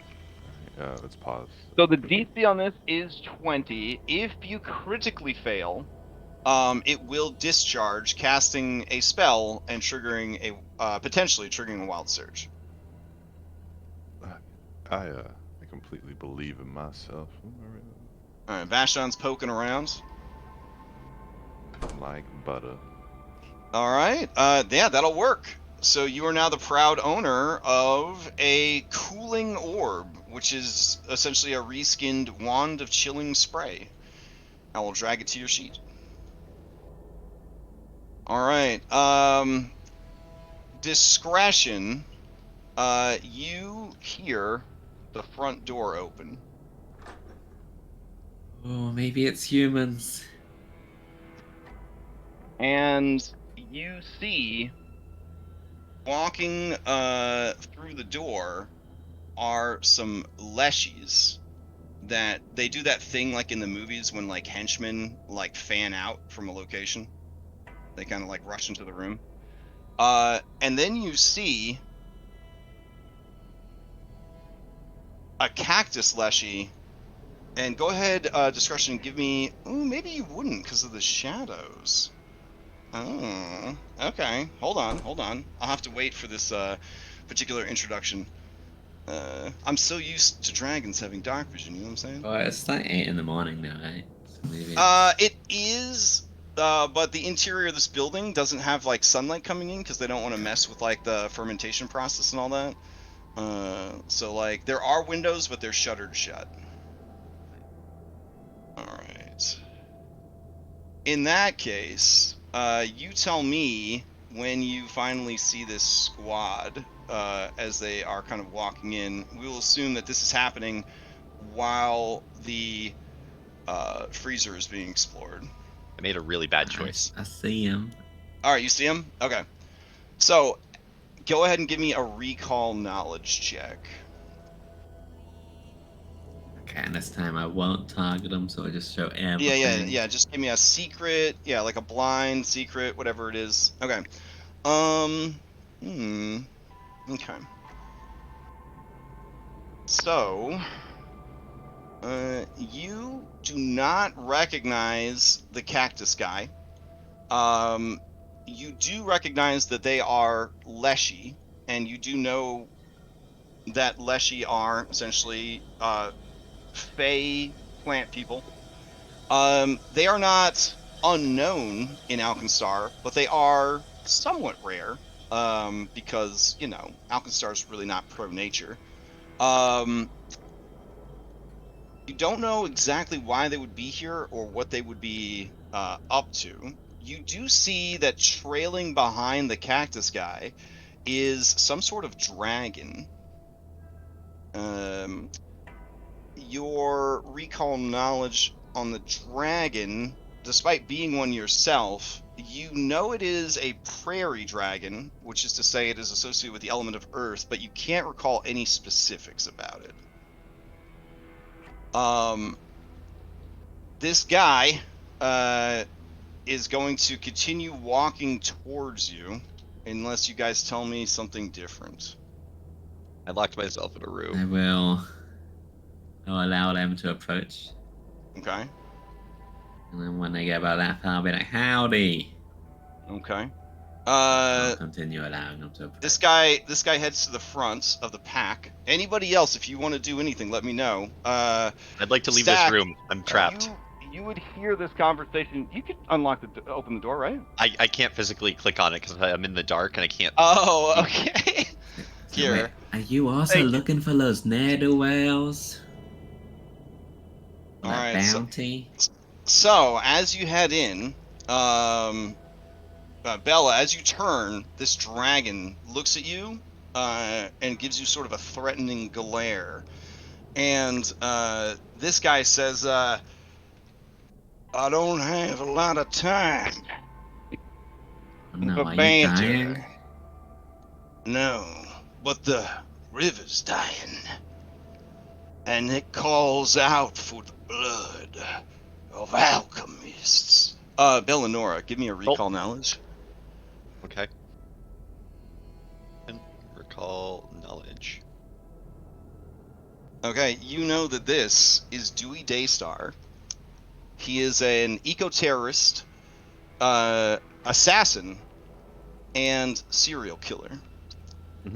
He believes that he is the champion of the Ustrati River, and that she has tasked him with spilling as much alchemist blood as possible, for only the blood of alchemists can purge the pollution from the river and cure both the river and the land.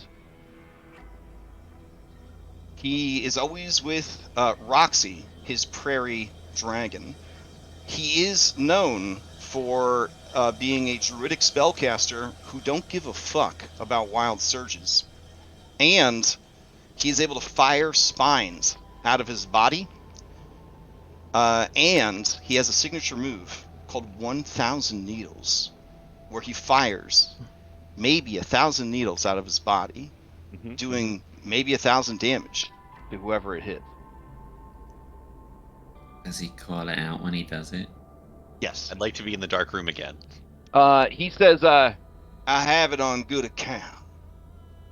That one Vashon Gattleby could be found here. None of you have to die. Hand him Sorry. over. Wouldn't he be? Isn't that the guy that lives at that lab that's surrounded by criminals right now? You can cut the shit. Discretion. is Okay, no fine, scale. die. Oh, okay, so you're gonna roll to initiative? Alright. Yeah. Alright. Here we go.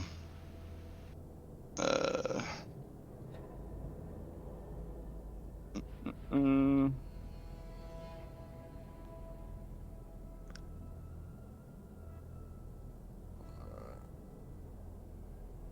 Okay. Imagine getting jumped by this guy, but not having discovered the yeast oozes, and then attracted to the sounds of combat. The yeast oozes burst out and join the fight. That'd be pretty crazy. Oof, good thing that didn't happen to any of the groups that were playing this game. So your curiosity actually helped. So, let's see. If that's the case, then Stack, you should always investigate random Yeah, suspicious there you go. objects when three of us are wounded 3 and 6 HP. I mean, that's the lesson I took from all this. Yeah. Yeah, it all worked out. If I have to do say so myself. Yeah, well done. Well done, Stack. All right, here we go. Put on some Muzaks here for you.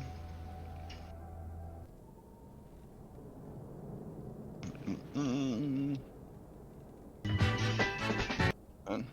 Oh, that was festive.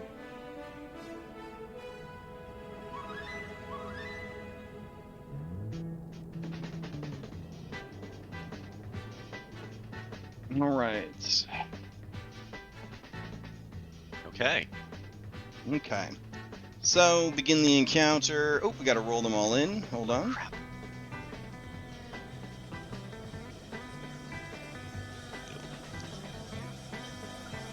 Alright.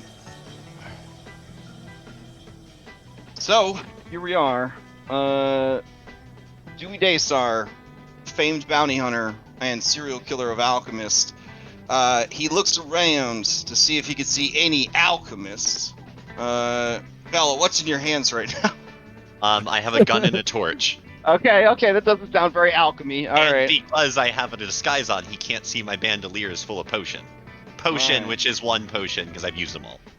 Well, this guy made his recall knowledge on discretion slither scale, so he knows that there's a bounty on her. He might as well collect while he's collecting on Vashon. So, the first thing Dewey's gonna do is start casting a spell. So he's gonna spend 2 Pac-A-Mans to cast Magic Fang. So let me see what happens. He is doing this during surge time, I like the way which you say. increases it by 4. That means on a d20, a 7 or less will cause a wild surge. No problem. Magic's easy. Alright, so he's going to go ahead and cast Magic Fang on himself.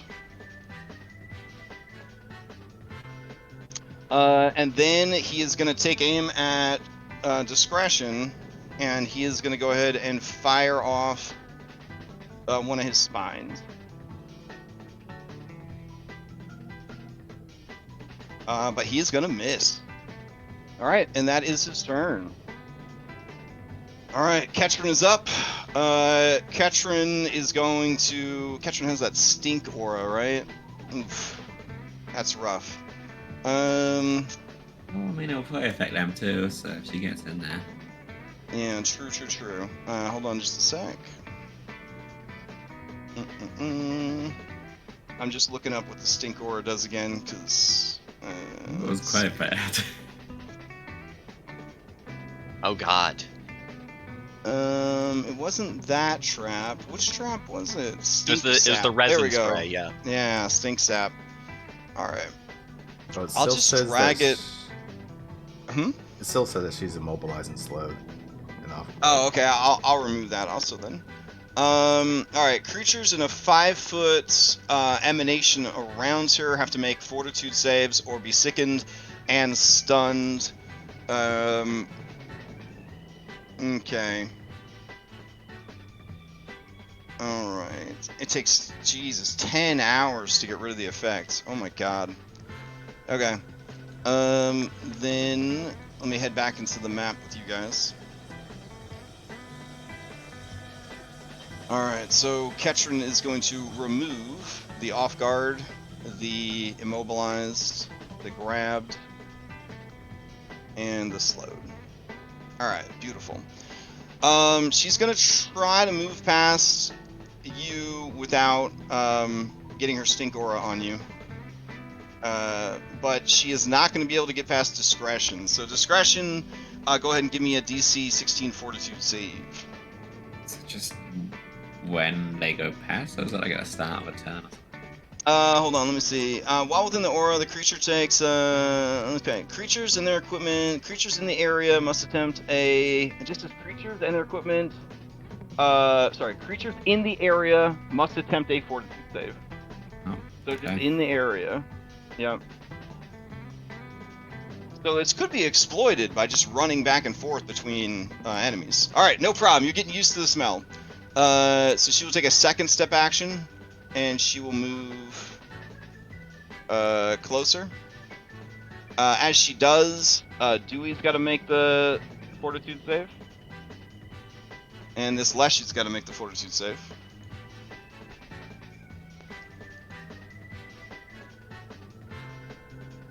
God damn. Alright. And then she has one action left. She's gonna say, "This a bad guy?" Pointing to Dewey Daystar. The worst. Alright, then she'll take your word for it, and she's gonna bonk him. Oh. Oof. They do have 2 hero points, but I kind of want to save him in case she dies. You know what I'm saying? So maybe I use. Well, you'll need one. Yeah. Okay. Yeah, we'll re-roll this. Otherwise, you're just wasting that second one because you have to burn them all, right? True. Oh my god. Okay. 2 nat ones in a row. That ain't great. Okay, and that is her turn. Play passes to Stack the deck. Stack steps out. Stack, as you're leaving, Vashon says, "There are people out there talking. It's hard to hear over all this refrigeration sound effects." No, shut up, Vashon. What? He closes the door. This guy sees you exit, Stack the deck, and he says, "What name did you say just now?" I don't know what you're talking about. "I'll just beat it out of you." And All right, go. It's important for me to point out that Leshy are small, so this dude's only like 3 feet tall. Oh, that's huge. yeah, Alright. you step on him. All right, I will use this new item like that. This cooling orb. What's the cone? Is this a line or a cone? Cone spray.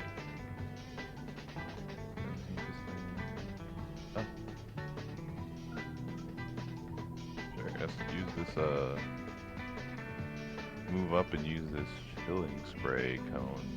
Okay. So, if you close the door, I'm not trying to be like an asshole, but closing the door would have been one of your actions. Oh, I mean, then It's not a bad idea to close the door, because you know. Yeah. Okay. Yeah. Well, then I take the cooling orb out of my inventory. All right. So back here by the door, then you would take the cooling orb out of your inventory. So you strode, you closed the door, you pulled out the cooling orb. Mm-hmm. All right. Oh. And that would be your turn. Yeah. All right, Vulture, you're up. So I think I did stealth for initiative. Yeah, because I was avoiding notice. So I will sneak to here, Okay. which is wait, hold on, that's half movement. That means we round down, right? So it'd be 10 feet for half movement. Right. Okay, hold on a second. Okay, that's 10. Here is my sneak roll. Okay. That is a good sneak roll. Nobody sees you. Okay. One shot, one kill turned on. Oh wait, never mind. He's already acted. So that means he's not flat-footed or off guard. Screw it. I'll still shoot at him. Okay. Guy who's running his mouth.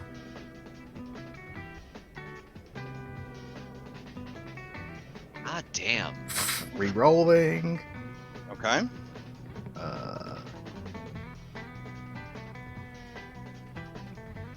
There That we is go. gonna hit.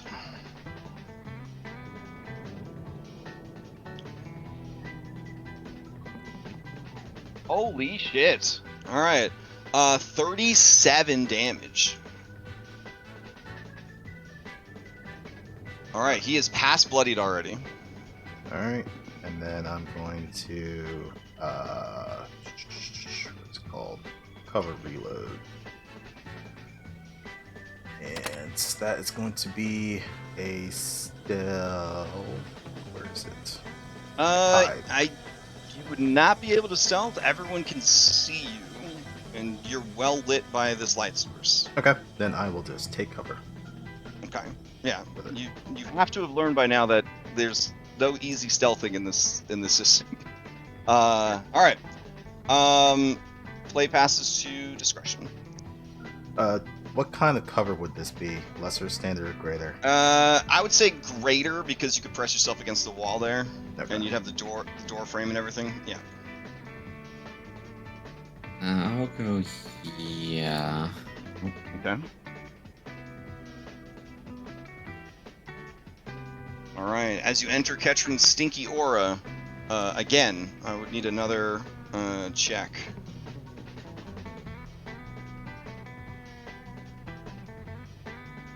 And that's enough. All right. I'm gonna flap my wings menacingly at the backup fleshy plant. Backup fleshy plant, also known as my second path builder tab. All right.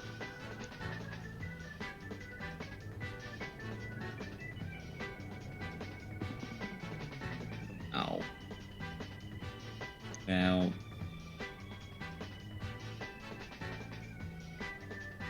That's fine. I'll just slap my tail at it as I go by.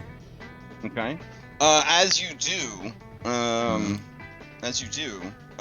Roxy looks at you and says, Roxy's a big fan of your work.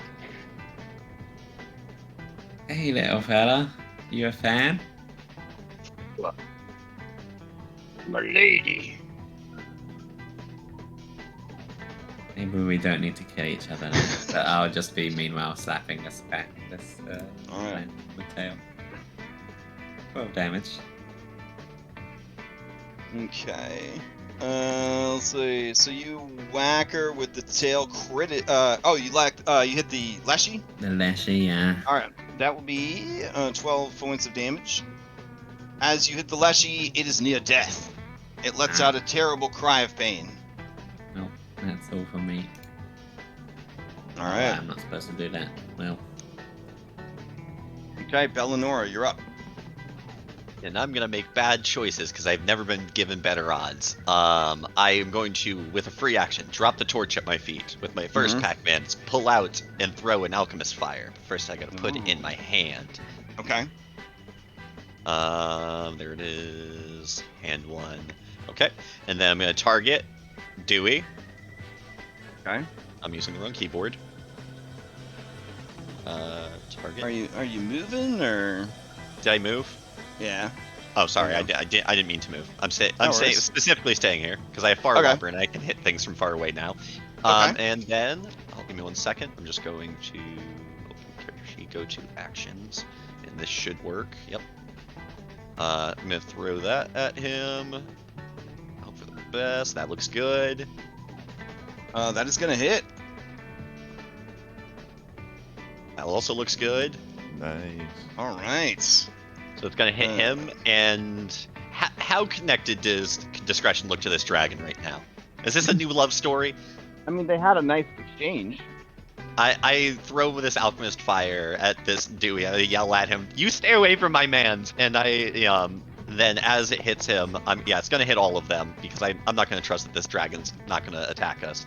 And then Alright. let's see, with my second action, I stride into the room, and park myself right here, and then I'm going to close the door with my third action. Okay. So wait, you at the start of the fight didn't have a alchemist fire in your hand? I dropped And my then torch on the ground. Dropped it, you pulled it out and threw it with one Stride. action? Yep. And then you strode and then you closed the door. Okay, gotcha. Yep. It says I Alright. can't close the door from this spot, I guess. There you go. This is Thank your little halfling arms. Alright, so this Clearwater Cleaner, which is the name of this terrorist organization, as it dies, it creates a verdant burst. So a 30-foot, this might change whether or not, I think you'd still be able to move. But basically, when it dies, it explodes in Mako energy, filling the room with beautiful, tangling vines and flowers. This is difficult terrain for anyone that is not a Leshy or a plant creature. Also, it restores 1d4 hit points to any plant creatures in the area.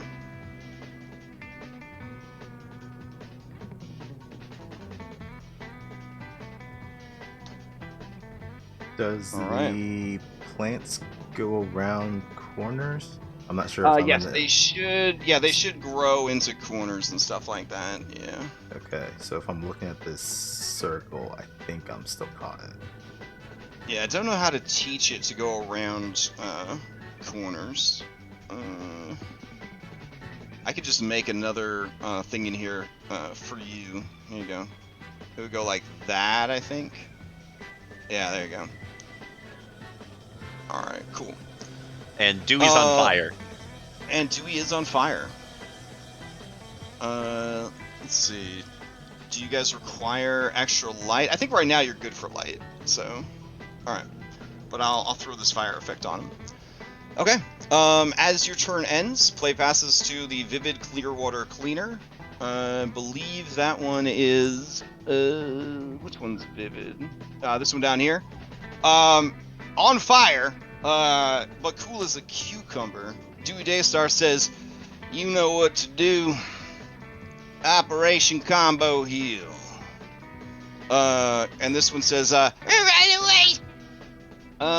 And it grabs a protruding spine from Dewey, and it pulls with all of its might, and you see the spine tear free from Dewey's body, and it looks more like a wand than anything else. And then they are going to use the rest of their action economy to place the wand into this guy's hands. His free hands, because each of them has a spear. As eco-terrorists fighting for the planet would obviously not use, guns and stuff. That'd be crazy. And that will be the Vivid Clearwater Cleaner's turn. All right, play will pass to Roxy, and Roxy will.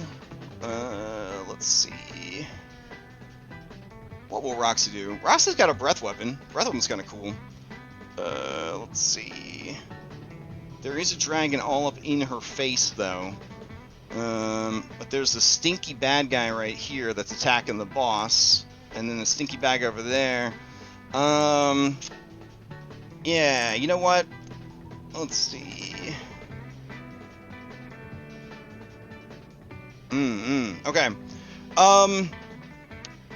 Dewey would say, nothing at this point. He's already yelled out a command. So Roxy will test her mettle against discretion. She is going to use Draconic Frenzy. This allows her to make 1 jaw strike and 2 wing strikes for only 2 Pac-Mans, but they are all affected by map. So here we go. She's going to... let's see... do a jaw. That's gonna hit. for 12, and then she'll use her last Pac-Man to do a grab on you as part of the bite, and then she will go ahead and hit you with a, or try to hit you with a wing, and miss, and then she'll go for that crazy map and critically hits, striking you for 12 more damage.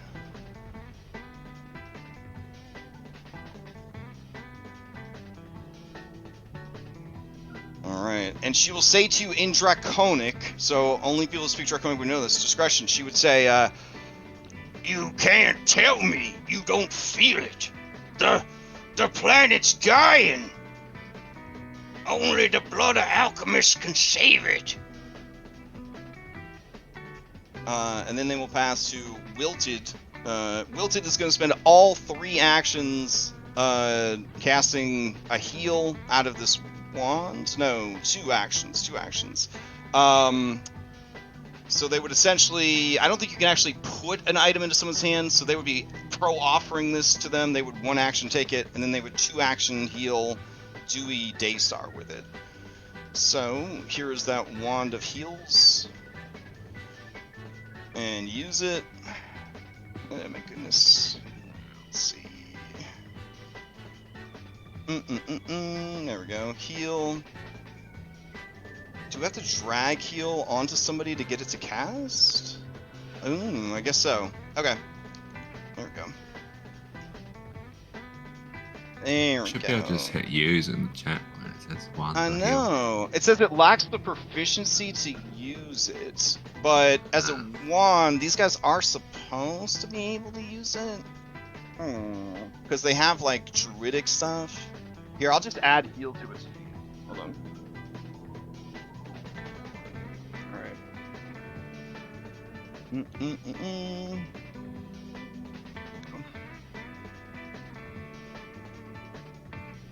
Alright, so they'll go ahead and cast it, and here we go. This is casting a spell, so there is a chance that shit goes completely south. So let's see, on a 7 or less. Nope, nothing happens. So they go ahead and heal Dewey for 15. Alright, that is their whole action economy. Play would pass to Vashon. Vashon got locked in the cooler. He figures you guys are up to no good somewhere. He's gonna just keep looking for what he's looking for. Alright, play comes back around to Dewey. Dewey looks around. He sees that Discretion is getting beat up by Roxy. Ketrin's real stinky. He doesn't want to stay in the near Ketrin. But I believe it's when he enters is when that triggers. So as long as creatures in the aura. It's so vague. It's very weird. Yeah. That's unlike Pathfinder. I know. It's like a special thing they made up just for that one encounter. Okay. So I'll treat it as when you enter it. We'll do like once per turn. So he's technically in it right now. So I will have him go ahead and make the save because it's the start of the new round. All right. So here's his Fortitude save. Trying to get a 16. He does. All right. So he's not bothered by the stink. And Ketrin's all up in his face. Discretion's over there. He likes casting spells. He did see an alchemist. He did see an alchemist, but the alchemist went and locked herself away. I mean, he's not going to just blithely run after you and waste his whole action economy. Fair. All right. So what he's going to do then is targeting Discretion. He is going to use Hydraulic Push, which is a spell. Alright, so here we go. We'll see if this triggers a Wild Search. 7 or less. Oh, okay.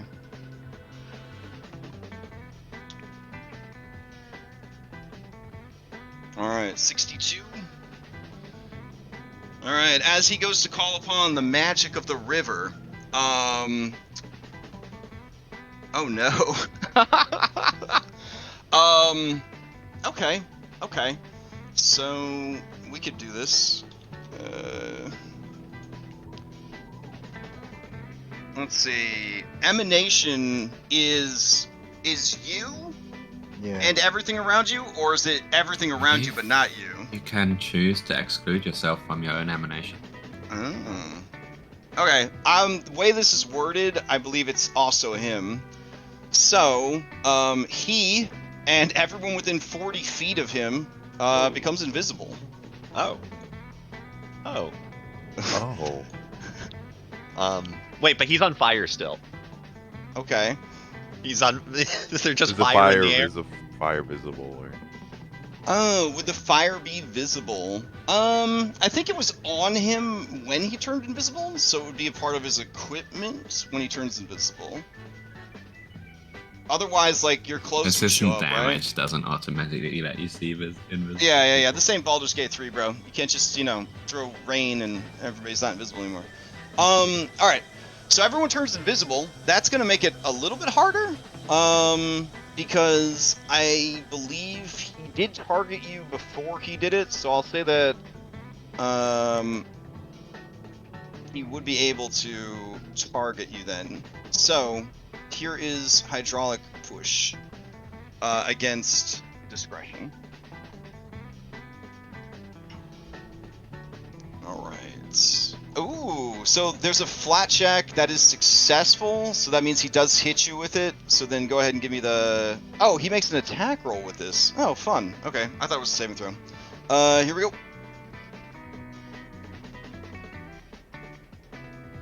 So you are critically hit by hydraulic push. That means you take... what is 1 that? and 2. 66 bludgeoning damage, and you're knocked back 10 feet. Alright. So that would be another 3d6 on top of that. There we go. It's not going to be more than double my maximum, so it's 2 damage. Okay, gotcha. Alright, so then you get blasted back. Excellent. Then he has one action left. He's going to use that last action to make a map attack. Yeah. Against Catherine. So here we go. He'll try to hit her with a melee spine. Alright, he is able to hit her, and the damage is 9 damage. Alright. And that is his turn. Alright, I'm gonna say Ketrin would remember where he is, because he just hit her. So even though he's invisible and she's invisible, the issue is she saw Discretion get blasted, and then tossed to the corner. Would she be able to find Discretion to heal? Should she worry about Discretion, or should she focus on Invisible Dewey? Anyone want to weigh in on this? I assume everyone's like kind of like shimmery, like the Invisible Man or the Hollow Man. That you do. That's the first rule of Pathfinder 2: is you never assume anything. Oh, right. We had this discussion earlier. Yeah, it's Magic the Gathering, bro. Yeah. Well, I wouldn't know. All right. So with Invisible, you can't be seen. You're undetected to everyone. Creatures can seek to attempt to detect you. If a creature succeeds at its perception check against your stealth DC, you become hidden to that creature until you sneak to become undetected again. If you become invisible while someone can already see you, you start out hidden to the observer until you successfully sneak. You can't become observed while invisible except via abilities or magic. So right now, initially, I'm going to say that Ketrin and Dewey, much as Discretion and Dewey were known to each other, Ketrin can try to target him. With the change of location of Discretion, Ketrin would have to go over and try to seek Discretion to find her. So, Ketrin's just going to bring pain. Here we go. Just going to go ahead and try to hit him with her staff.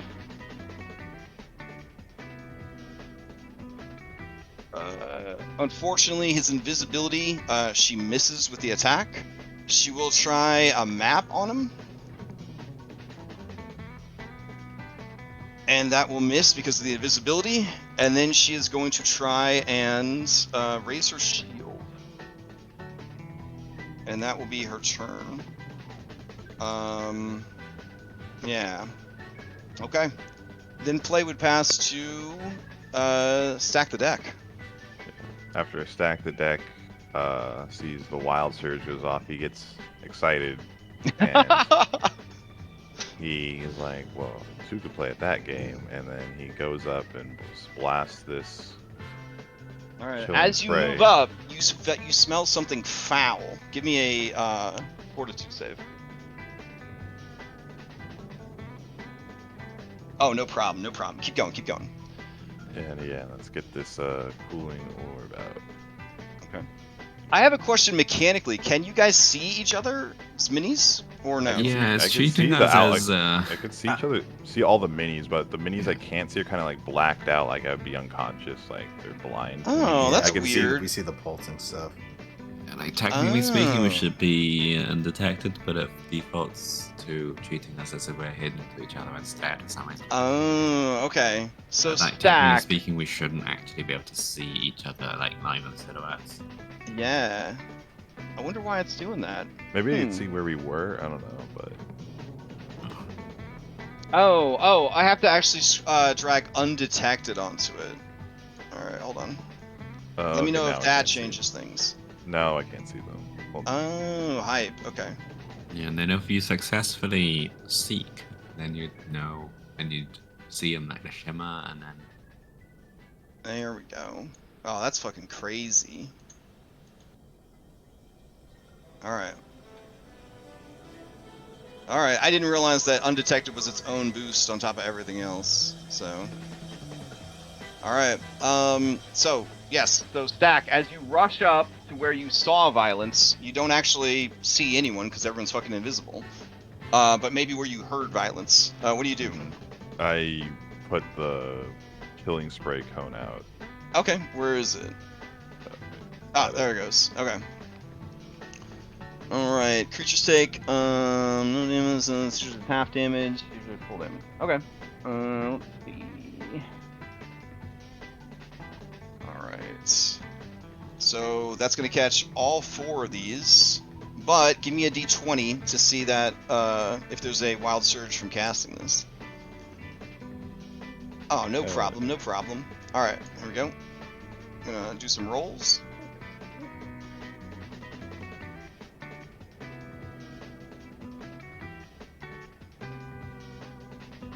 Hell yeah.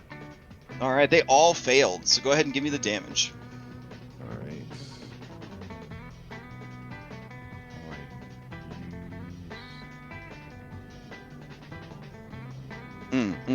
Okay. So each of them takes 4 points of damage. Alright. And that would be your turn? Yeah, and their speed goes down. They take a 5-foot stats penalty to their speed. Let's see. Yep. Okay. For 2 rounds. Good to know. Alright. Vulture, to you.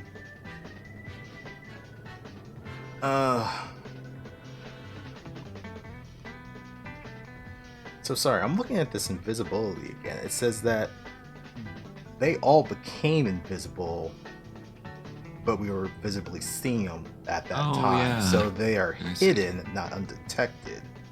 But If yeah, we didn't see them at the time that they became invisible, then they would be undetected. But we all saw them, Okay. so they should just be Well, most of hidden. you. Well, Bella, they would be Yeah. undetected to Yes. Bella. Got But it. I would But also be she undetected. was But you wouldn't be affected because it didn't go through the door. Oh, Yeah, the emanation would have only traveled through open doors. okay. yeah, so undetected to Bella, but Wait, everyone that's else not who was good. in the room and saw, they were just hidden. Got it. Okay. So then, but still though, I would have to make a. And then they have to redo a stealth check, like move They would have, and they would have to and do a re-up sneak stealth. check to re-up it. Yeah. Yeah. Okay. Wow, so I then feel like we got thrown into the deep end of the pool for invisibility. I Yeah. missed the second paragraph there. Yeah. So Okay. then So then they're just hidden from me, not. So I don't need to do a seek action. So then I'm just gonna take a shot at this guy. Also, this is per the Wild Surge. This is the heightened 4 invisibility, Oh which my 5e God. players that would be greater invisibility. Jesus. So it doesn't go away by taking actions and shit. All right.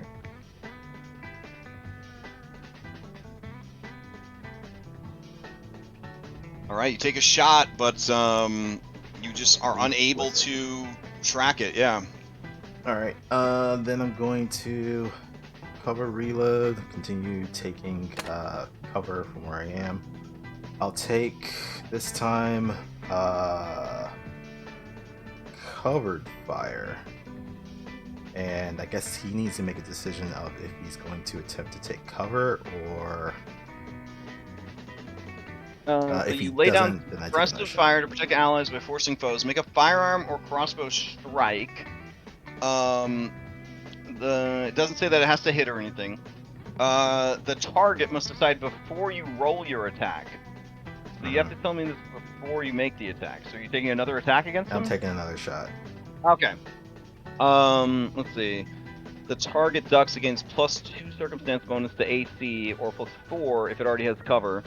If the target does not choose to duck, you gain a +1 circumstance bonus to your attack against the strike. Is this what, to burn his reaction? Is like, what's I the... don't. It feels like it's just giving him a free cover. If he has a way of taking cover. I mean, he technically has cover from Stack, and Ketrin, who are in the way between the two of you guys. But I know. Oh, it's basically they can choose to duck and gain AC, but if they do that, then they suck at range attacks until the end of their next turn. Oh, I got you. So here's the thing. He can't actually see you. So I'm going to say that he doesn't know that he needs to take cover. So he's going to choose not to because he doesn't have enough information to make that decision. Okay. So then All this right, so will have you get a Matt. +1 circumstance bonus to your strike. I will add +1 to that, so this will be a +5 instead of +4. Shot. All right.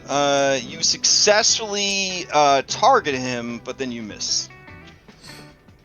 What time is it? Yeah, sure. I'll burn my Faxpiration. So Okay. that's a D3. Yes. All right, that brings it up to a 17, which is still going to miss. Damn. Okay. But at least I know his AC's higher than 17. All right, that's it for me. That was all 3 All actions. right. Play fastest for Bellinora. Okay. Could you first open the door for me? Because I can't. All right. Sure. You open the door. Thank you. And then from here, when I close So, the door, discretion would be unknown. Like everyone in this room would be unknown to you. they Yeah, were yeah, all yeah. visible when I closed the door. Now I open the door. I'm like, where the fuck did everyone go? Here, and I hear I'll sounds. save some time. I'll just literally make everyone invisible. Foundry style. Okay, so peek out the door. Yeah, and I'm looking out the door. I'm like, what the fuck? But I do see. Did the cone of cold put out the fire on Dewey? No, that's not how that works. Yeah, but I fair. do need to roll to see if it would have put it out for him. I keep forgetting that I have to click it myself. I think I can adjust the settings so that it rolls it automatically. But damn, how long ago was that? It was under hydraulic blast. It's like a flat 15, I believe, to put it out, right? For the ongoing fire. I found it. Ah. All right. So he's still on fire. So I would say that there is definitely light emanating from Dewey, even though it's invisible? Question mark. Yeah, so I would say that he is hidden to you if you want to try to attack him. I would assume it wouldn't stop the physical properties of the fire, like the I mean, heat bro, ripple- we heat can't ripple effect. we Yes, can't I know, again we can't Pathfinder. assume. Stop it. Okay. All right, so this guy would be hidden to you is my thing. So what do you want to do? Not really important. So, with one action, I am going to pull out an oil flask. Okay. This is a little tricky. I'm going to post it. This Okay. kind of has its own mini game, basically, where it's Okay. like you have to pull it out, you have to light it, and then throw it. But I have the ability to throw a bomb when I draw it. This is distinctly different, I would imagine. It would be different because you could draw and throw it, but then it wouldn't be lit, so it would just be a pint of oil. Yeah. But there is fire over there, but no, it has to be lit. So I will just, can I hold on to it if I light it and then throw it next turn? It doesn't say you can't, so. So yeah, yes. no, that's Okay. what I'll do. I'll open the door, I will pull it out of my inventory and light it, and that's my turn. All right, sounds good. All right. Vivid Clearwater Cleaner is up. All right, Dewey is gonna say, if you can hear me, I think that is Vashon wearing a disguise. And then a voice says, "You got it, boss." And they are going to take a stride action towards Bella. And they're going to take another stride action towards Bella. And then they are going to attack Bella. Here we go.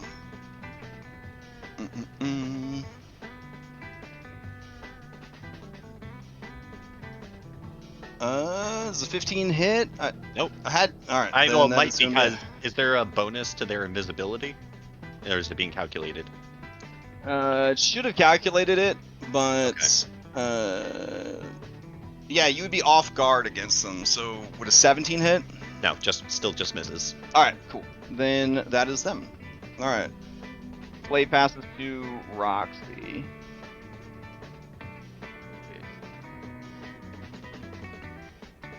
Let's see.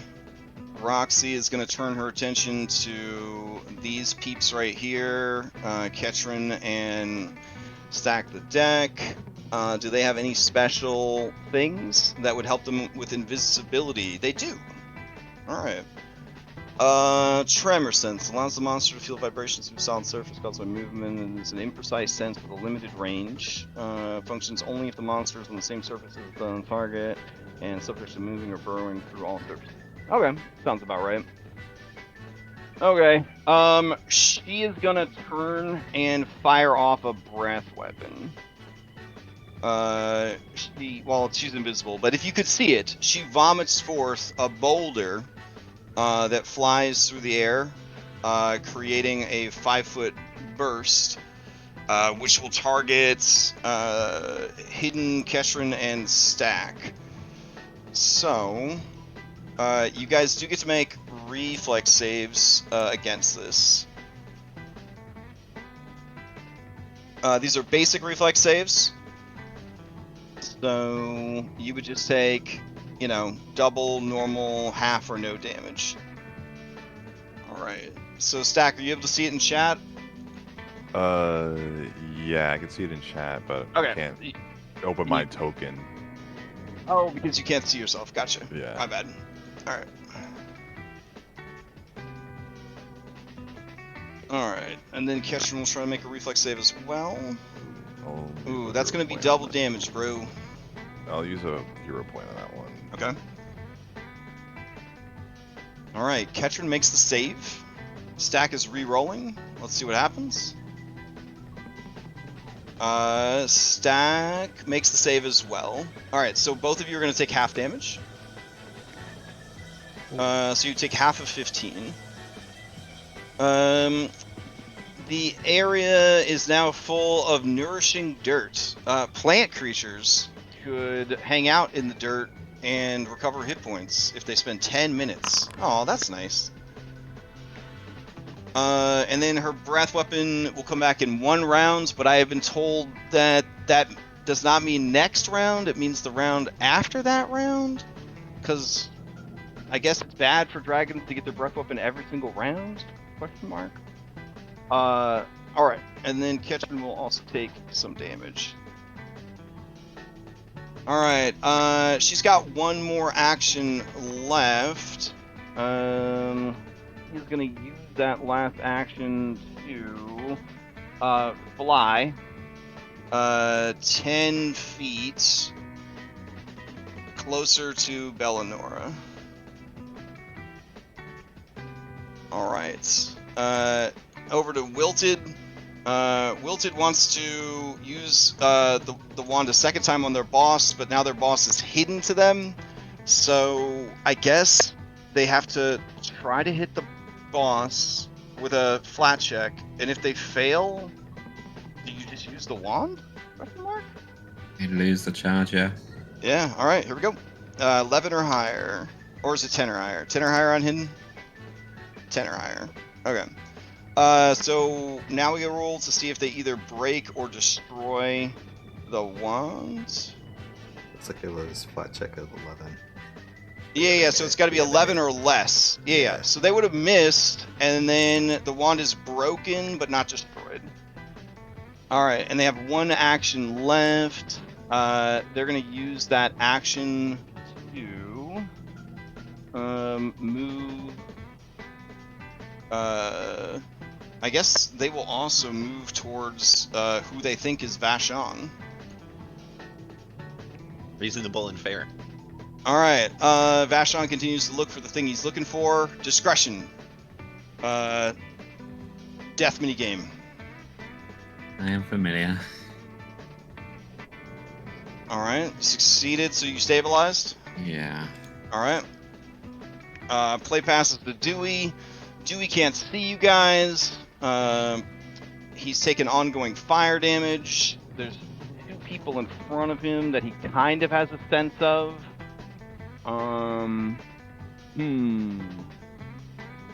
You know what? When wild surges start to get out of control, just cast more magic. So he's... Yeah, at this point, it's tripling down. Here we go. He's going to go to cast a spell. Oh, alright. So he's going to cast Heal on himself. Here we go. Healing himself for 18. God damn. And then he has one more action. I guess he'll take a blind swing at Stack. So here we go. Oh, okay. But he's gonna whiff because of the invisibility affecting everyone. Ketron's up. Alright. Damn. I feel like Ketron would be pretty stressed out at this point. Not being able to see everybody, not being able to... not knowing what the discretion situation is, knowing they're going after Bella. But because they're all close together, I feel like your best chance is to stay on Dewey and keep hitting Dewey. So that is what she's gonna do. So she's going to make a staff strike against him.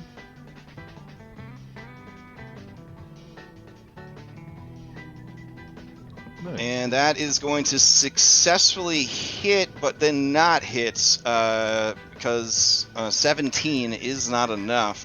I don't know if we would have No, her... she wouldn't do it. She wouldn't do it. All right.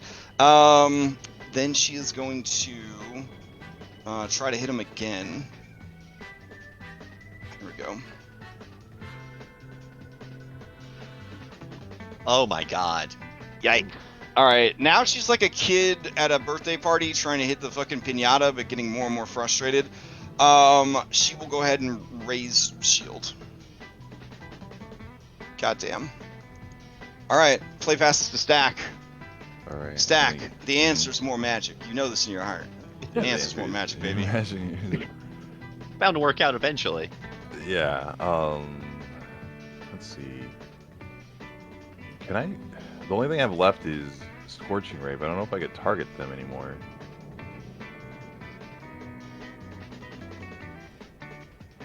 Like I'll post it, but I'm not sure on the ruling on this, on if I could target invisible things with this. They're attack rolls, right? Oh yeah. Yeah. So you would just be making those same flat checks on every single one. All right. All right. Let's do the 3 action version and just king all 3 of them. Actually, ooh, just throw all them on Dewey, actually. That'd be better. Weirdly. All right, give me that flat check to see what happens. That D20 to see if there's a wild surge. 7 or less. I'm good at this game. I'm good.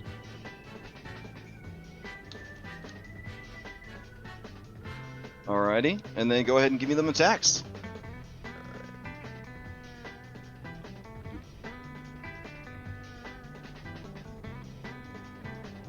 I'm actually going to swap out the musics because I feel like things are getting a little too tense for this laid back.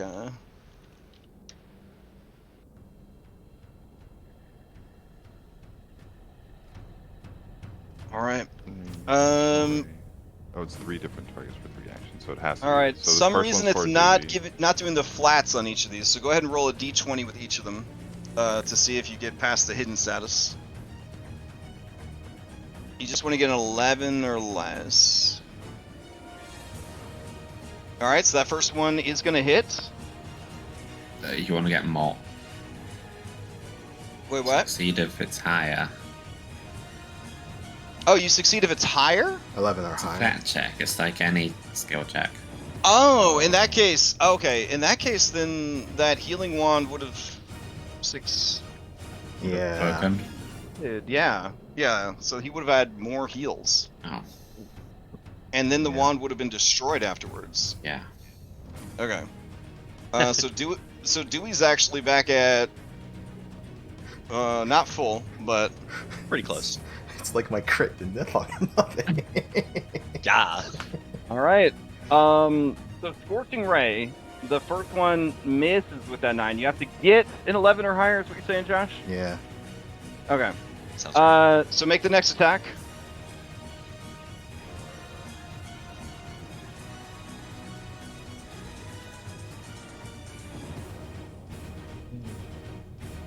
And these are each at map too. Oh yeah, that should be mapped, and then the third one. All right, would so be, then the third one. We'll only check the d20s if you actually land a hit to see if it actually hits. So all 3 miss as you just wildly fire blast of fire everywhere. All right. I'll end the turn after that. Okay. All right, Vulture, you're up. Cover reload. Continue to take cover where I am. Why did that? Okay. Dewey is no longer on fire. Just throwing that out there. Weird. Alright. And then gotta take a shot at Dewey. We had a strong start. Yeah. 22 to hit All him. right, that is gonna hit. Looks like I may be visible damage. Ooh. Ooh. Only takes Okay. 3. And then another cover reload. Pressing myself against the wall. Gunslinger is wild. How do you go from 44 to 3? Like, it's crazy. No damage modifiers. Yeah. Yeah. Well, I mean, okay. my dex, but I'm also clumsy, so that's reducing other stuff. I see. Okay. Yeah. That's it for me. All right. Play passes to Bella. Yeah, so last turn I opened the door to a room full of invisible people. It's like, what the Mhm. fuck, as I'm holding this oil bottle, and then something comes up and tries to hit me, invisible. Uh-huh. So now I throw the oil flask down at my feet, and I control the splash zone to be just in the space in front of me, and the space Okay. immediately out the front door, so just these 2 spaces. Okay. And I'm just going to roll a d6, because I think, I mean, I could reload it. It just does a d6 of damage, and it's a DC 15 reflex save. Okay. So throwing it doesn't require a attack roll. You just chuck it down. Yeah, I'm just chucking it down. It's doing area splash damage. Okay. All And right. for one damage. All right. The person in front of you cries out "Ah!" as it takes 1 point of damage. Okay. And then with my remaining 2 actions, I am going to pull out another oil flask and light it. I'm sorry. There is a flat roll I think I have to do for this for it to actually work. I'm just gonna Okay. post real quick, but I'm pretty sure the oil when you must succeed. You must succeed a DC 10 flat check for the oil to ignite successfully when it hits. Oh. Yep. Okay. All right, so let's see if it hits. Yeah, there we go. So Okay. it does take that 1 damage, and All then I take out another oil flask and light it, and that's my turn. Yes. Okay. It's not good. As your turn ends, the creature in front of you says, "The pain I feel is nothing compared to the pain of the river. Oh, shut Your up! blood will feed the river, Vashon Galeby." And they are going to, oh man, why didn't I have it do this dope ass move? Oh, no. Hold on. All right, it's gonna stride past you, and it's gonna grab one of these barrels like Donkey Kong, and it's gonna use Heft Crate to throw a fucking barrel at you. No.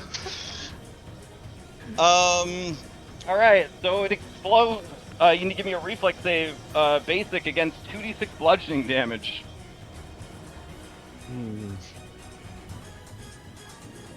Okay.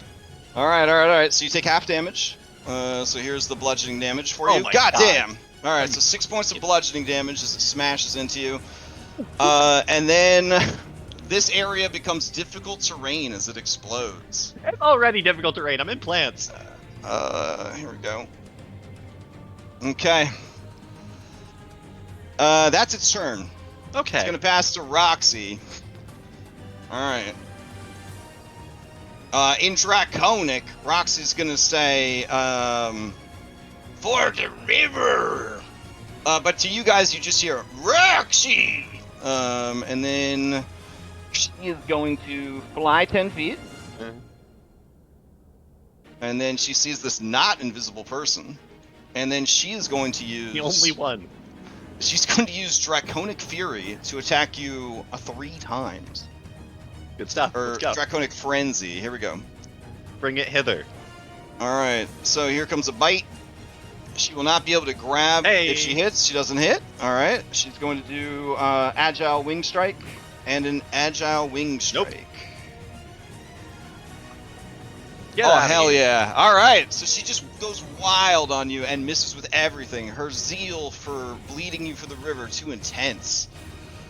Alright, I just would Wilted like to point out Cleaner. to them that Mhm. Professor Radpool has done more for the river than any eco towers.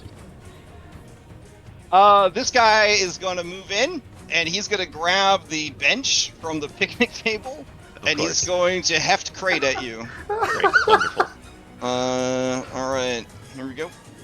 It's just Really a just the joy of hardcore wrestling match. In the Yeah, middle this is of- WWE going on in here.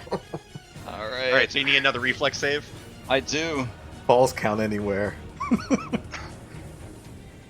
Okay, not bad. Alright, so you're going to take half this damage. Okay. Okay. 5. Alright. Alright, Vashon's Gonna keep looking for stuff. I think by now he probably would have found it.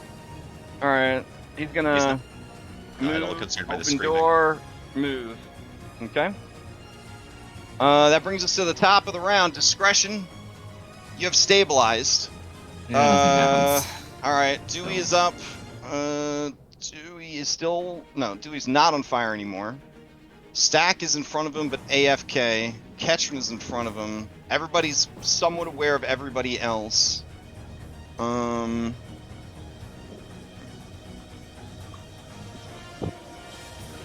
Okay. Sorry, I'm back. Bathroom break. Oh, no worries.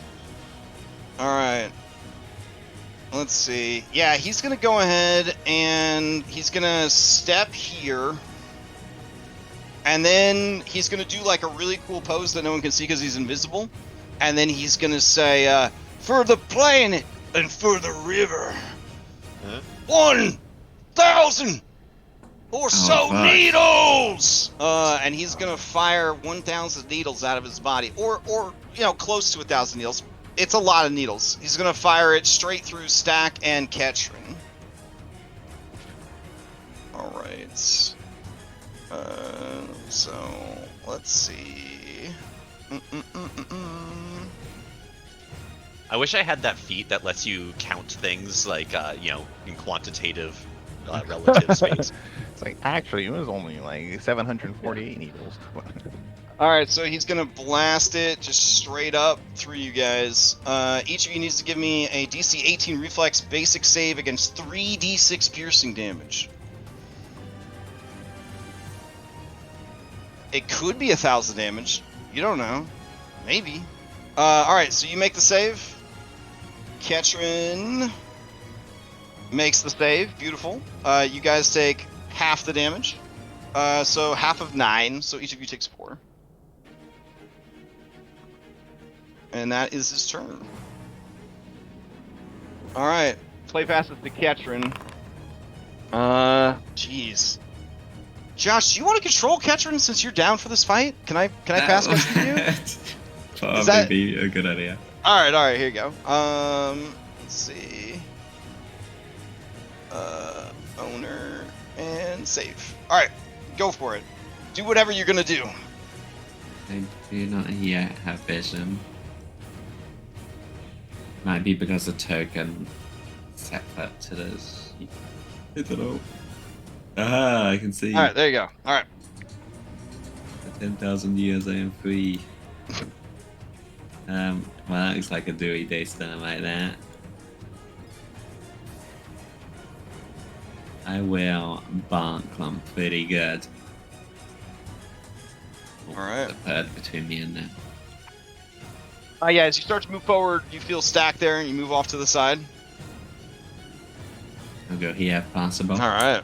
Yeah. I think they're flat-footed anyway because of not visible to them, but That is gonna hit.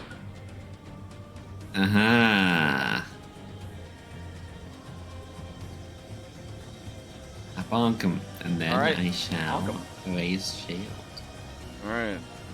As you bonk him, he says, "Why are you trying to stop me? Don't you know the river? She's crying out for salvation." I don't hear nothing. Damn. All right. Stack, you're up. My pocketbook's crying out for salvation. Yeah. You know he's right here because you heard his dramatic Right. words. Yeah. I'm not sure I know what this does.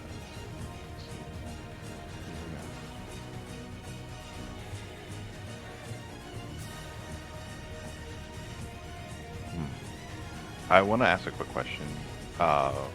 Would immobilize let us know where he's there, or is still the targeting things? I mean, invisible? you would still have to make these fucking flat checks, unfortunately. Okay. Yeah. All right, then I will just do a rapier attack at him.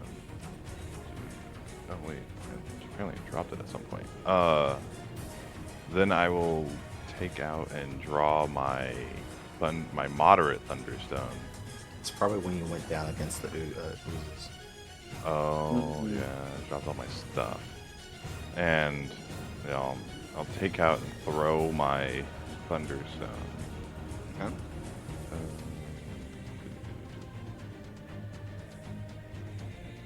Alright. It says here that you are inspired by your courage. Oh. You have an inspire courage buff on there. Oh, was that from? It was there from last time. I don't know. Oh, why okay, it's- okay. All right, keep it's going, there keep from going. Last session, yeah. All right, so you have your tanglefoot bag, and then. Oh, sorry, not the Tangle for Bad, the Thunderstone. Let me Okay. see. How do I get the template out for it? Strike. Sorry. All right, where are you throwing that? I guess over where the edge of the template would hit Dewey. Him and Ketrin? Is there a spot where I guess I don't know where? No, Ketrin there's is. there's not. That's So yeah. thinking. All right, so you would hit Ketrin. Go ahead, give me the save. This is the Thunderstone. Here we go. Dewey fails. So he is deafened. and then does it do damage as well? 2d4. All right, sonic 2d4 and 2 splash. All right, so give me that 2d4. Oh wait, if you threw it directly at him, you would be caught in it as well. If you threw it so that it would just splash on him, he would only take the 2. Oh no, I threw it at him, so I'll take. Oh my god! All right, so yeah, you also need to make the save. Okay, so you do make the save. And then is it? He takes. Let's see. He takes the 8, and then all of you take 2. Honestly, to deal 10 damage to the boss and deafen him, probably not bad. Not bad. All right, what else you got, Stack? Is that it? Check out the item through it. Yeah, now I'm gonna pick up my rapier or. Okay. And then that'll be the end of my turn. All right, Vulture, to you.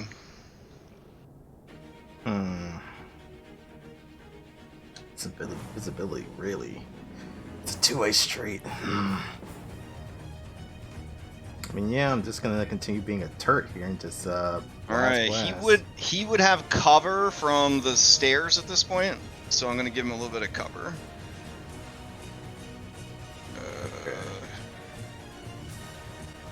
Nope, that's off guard. Hold on, let's fucking cover. There we go. All right, go for it.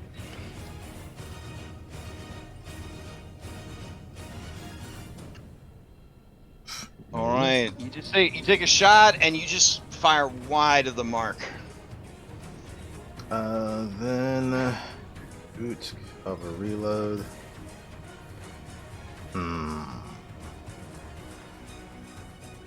Ray has cover. Don't want to do that. I think I'm actually going to attempt a hide at this point. Okay. Yeah, I mean, you can definitely hide. You're invisible, so yeah, that makes sense. No one has line of sight to you. You're hidden, which is the thing you need to do. Okay. Yeah, no one knows where you are, to the best of your knowledge. All right. All right. That's it.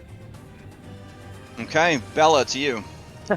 I'm No, I'm in not- trouble. Not cover fire. Or reload is what I meant to do. Okay.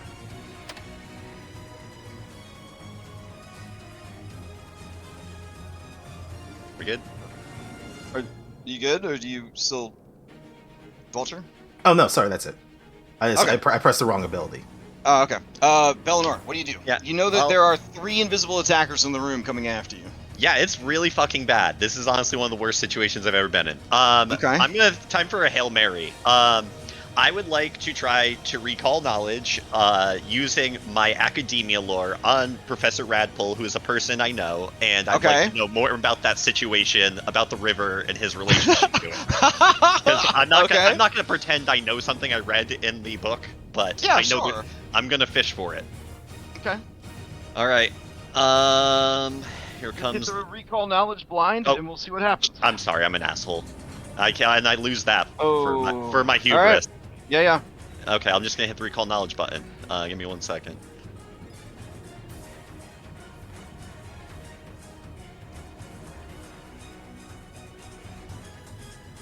Did it come through?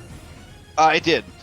I guess I have to listen to it before I decide to do this, but I have a lot of hero points that I'm prepared to use for this. So I guess give it to me. Okay. So if you're willing to burn a hero point for this, I will let you know that you recall that they are working on ways to clean the river. The river, there is a This isn't very fair. The river is pretty foul, but they have built a plant where they purify the water and stuff like that. Things are being explored about how maybe they could put a filtration at the top of the waterfall, and then that would purify all the water coming down into Alkenstar. But the cost analysis, it's just not worth it because all the runoff from the factories will just get it more polluted. Basically, what these guys are upset about is such a huge problem that there is no reasonable fix for it. In fact, the river was already corrupted by the fact that it flows through the mana waste, which has nothing to do with Alkenstar and their industry. So, like, the river was already fucking shot. The land is already destroyed. This guy is crazy. They're casting loads of spells. don't which is why say. it's- Yeah. With all the wild surges Okay. he seems to want to Yeah. have. He's crazy? Yeah. Okay. Okay. That's all information. Doesn't feel like critical fail information, so I don't know Yeah. if it's worth using a hero point. I'm gonna, with my second Pac-Man, throw my lit oil flask down at my feet and control Okay. the splash to make a ring around me. Okay.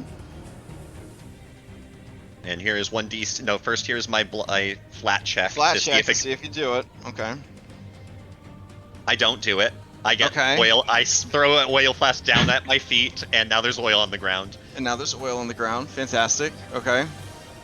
My third action, I cry. Okay. I don't. I pull out another oil flask and I call out to my teammates in peril, and that's my turn. All right. This vivid cleaner says, Your tears, they're healing the river, but not as much as your blood will. and they target you. Well. You know what though? There's still more crates that get Donkey Kong, so they're gonna Sure. throw. Yeah, they're gonna they're gonna step back. Could you at least destroy her alchemical equipment? Yeah, okay. They're gonna step back and they're gonna grab the desk and they're gonna throw the desk at you. Thank you. Here we go. Here's a heft crate for you. Now the real question is, Do they hit their difficult terrain friends? stack- At this point, I don't even know if difficult terrain stacks. But I will say What? that they target you directly. Yeah. They can't see their allies, so there's a chance that it's gonna hit these two as well. So I'm gonna have the two of them roll their saves as well. All right.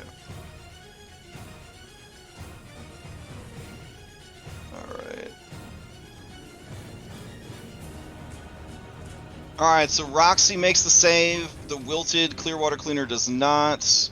The desk explodes, dealing 5 damage as it smashes against the wall behind you. You take half of that, so 2. This cleaner would take the 5. And Roxy would take 2.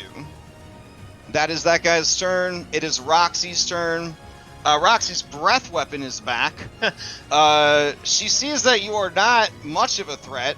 But she can't really see the combatants out there fighting, so she doesn't know where to aim her breath weapon. Fucking wild surge, what the fuck? Alright, Yeah. alright. Yeah, so she's gonna go with the known quantity. Fair. Right there. Yeah. So she is going to activate Draconic Frenzy with her breath weapon in the chamber. She's gonna try and bite you. If she hits, she's gonna try to grab you. Miss. Damn! Alright. Okay, then she's going to Wing attack. Ah. Okay, and then she's gonna do some damage here. Do I have anything? Do I have a card that can protect me? 16 points of damage. Yeesh, that's going down. Give me 1 second though. I'm just gonna make sure I don't have a hero card that can stop Okay. that. I don't think I do. Let's see. Make way, fluid motion, stay. Catching No. this one. Okay. I'm down. Let me see. Let me take away my health. Minus 11, and then that last hit was a 13, which I still misses even though I'm down. Yes. No, 13 wouldn't hit because. Yeah, that's what I'm saying. Yeah, it wouldn't hit. Okay. All right, that's Roxy's turn. This cleaner right here. If you're down, they don't know that you're down. Maybe they would know you're down. Okay. Yeah, they can see you. You're not invisible. Alright, they're going to non-lethally try and knock you out. Can you non-lethal What do you after mean? they're already down? I mean, you're already dying, so non-lethal Oh. isn't gonna fix dying, is it? Well, they want as much blood as possible. If you bleed out here, they won't have blood for the river. Shit. All right. Sounds like They're they gotta gonna- stabilize me. Yeah, sure. Let's try to stabilize you. Here we go. All right. Can't be that hard. Administer first aid. Stabilize. Oh. Ooh, that didn't go so well. Oh. Oh. Is that is that I a don't critical think failure? it is. I don't think it is. Is there a certain Okay. threshold they have to hit? Scared. It would be like 12. Right? Yeah, In this okay. case. Let's try again. Why not? All right. Here we go.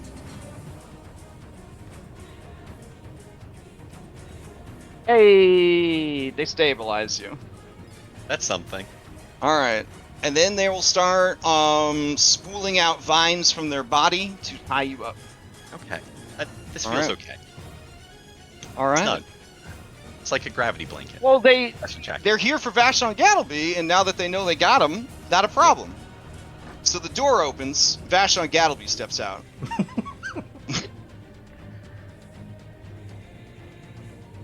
He says, now what's going on here? Who putting flowers all over this fine facility? Where's everybody? Back in. Hello? Yeah. If Stack you would leave call me out. behind, Vashon Gattleby, VIP! You hear Dewey Daystar say, there he is. Hey, Vashon's over here. Bring the pain. Alright, Vashon, is going to take a seek action, because he needs to figure out what's going on here. Alright, let's see.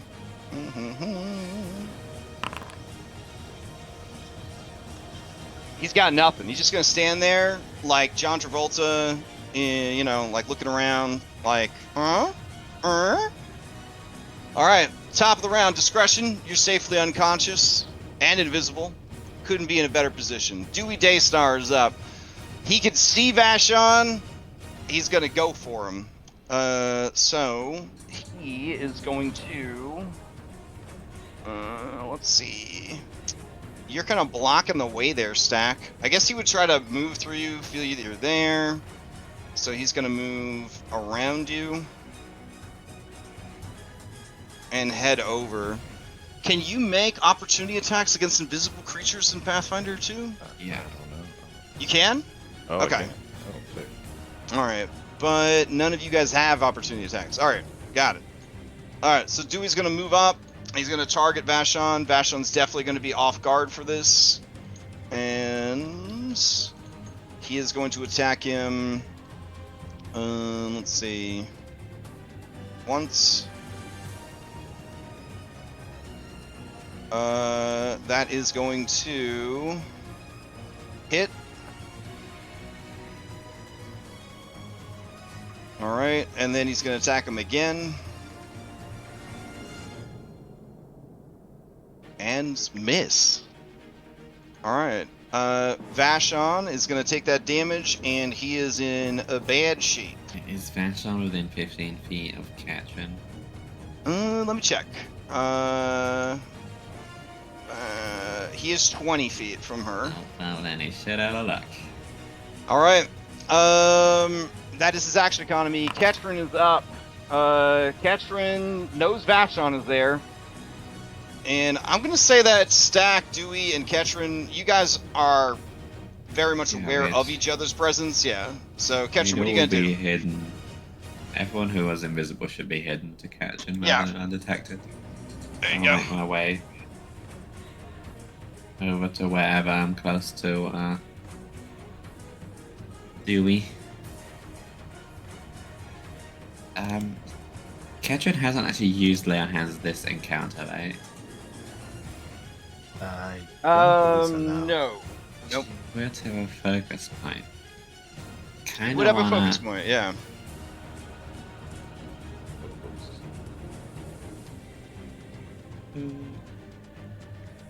So I would know where Dewey is, so I want to stand next to Dewey.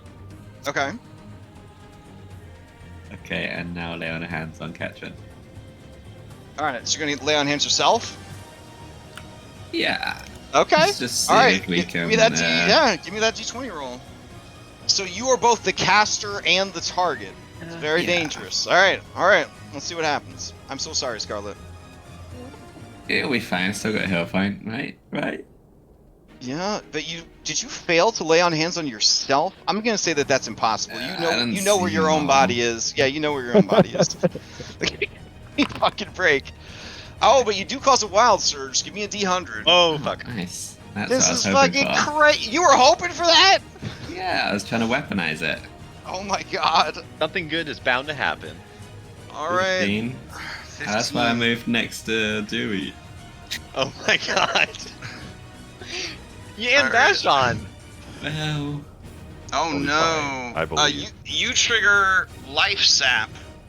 uh-huh. The surge drains your life force and your strength. You become drained 1 and doomed 1 Oh my god. and enfeebled 2. That doesn't sound great. No. That's I am so sorry, Scarlet. Scarlet. You can fix it. It's fine. If we survive this. Well, that's the thing, right? Is that desperate times call for desperate measures, and sometimes that. it Alright, involves but she- standing next to the boss and She causing does a heal. wild She surge. does heal herself though. Give yourself some healing. Yeah, I got 6 hit points, and then I'm gonna bonk. Okay. Well, you know what? Well, lay on gonna hands is grapple. 2 actions, right? Or is it 1? One. Oh, it's only 1. That's I'll fantastic. Okay. Drop the staff and do a little bit of a grapple. Okay.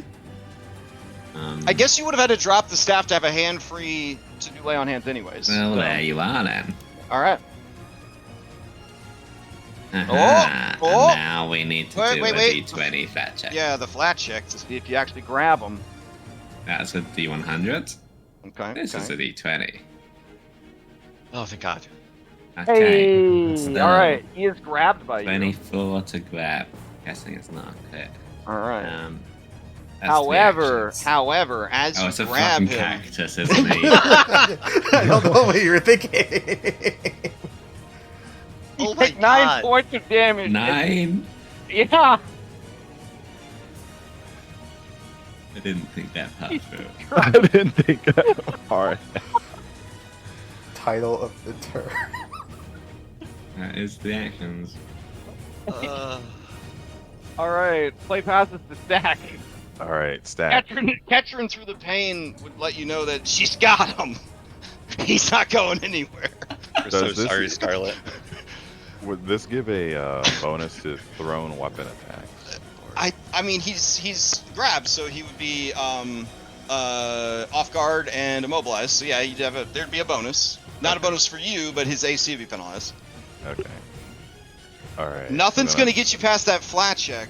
Yeah, no, I unless understand. unless it specifically changes him to no longer be hidden.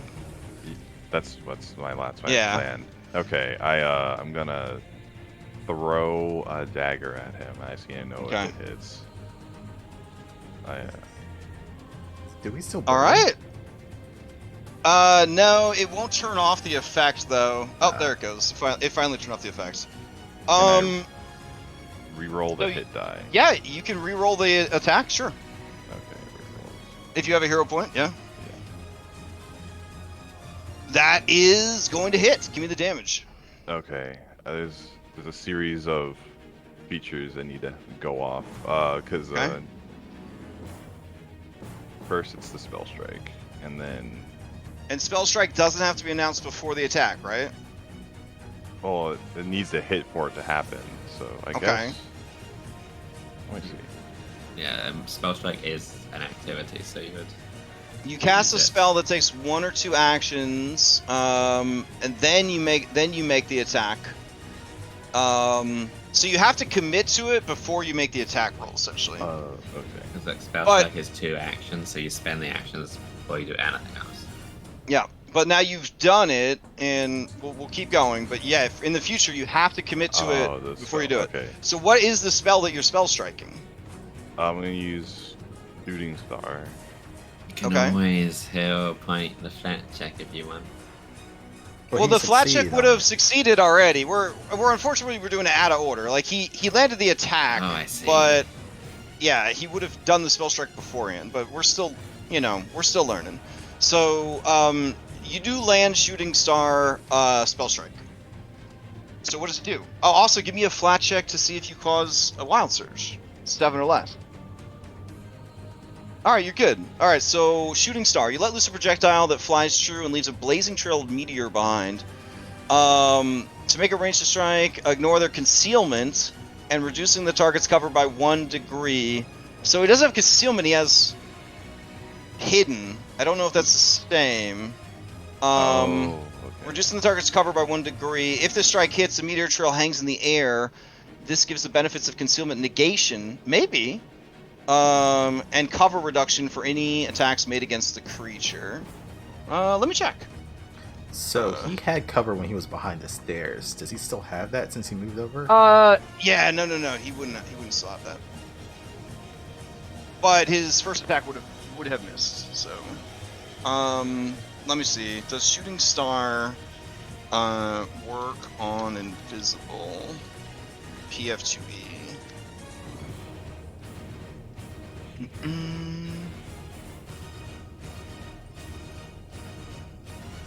Shooting Star, Flurry influences.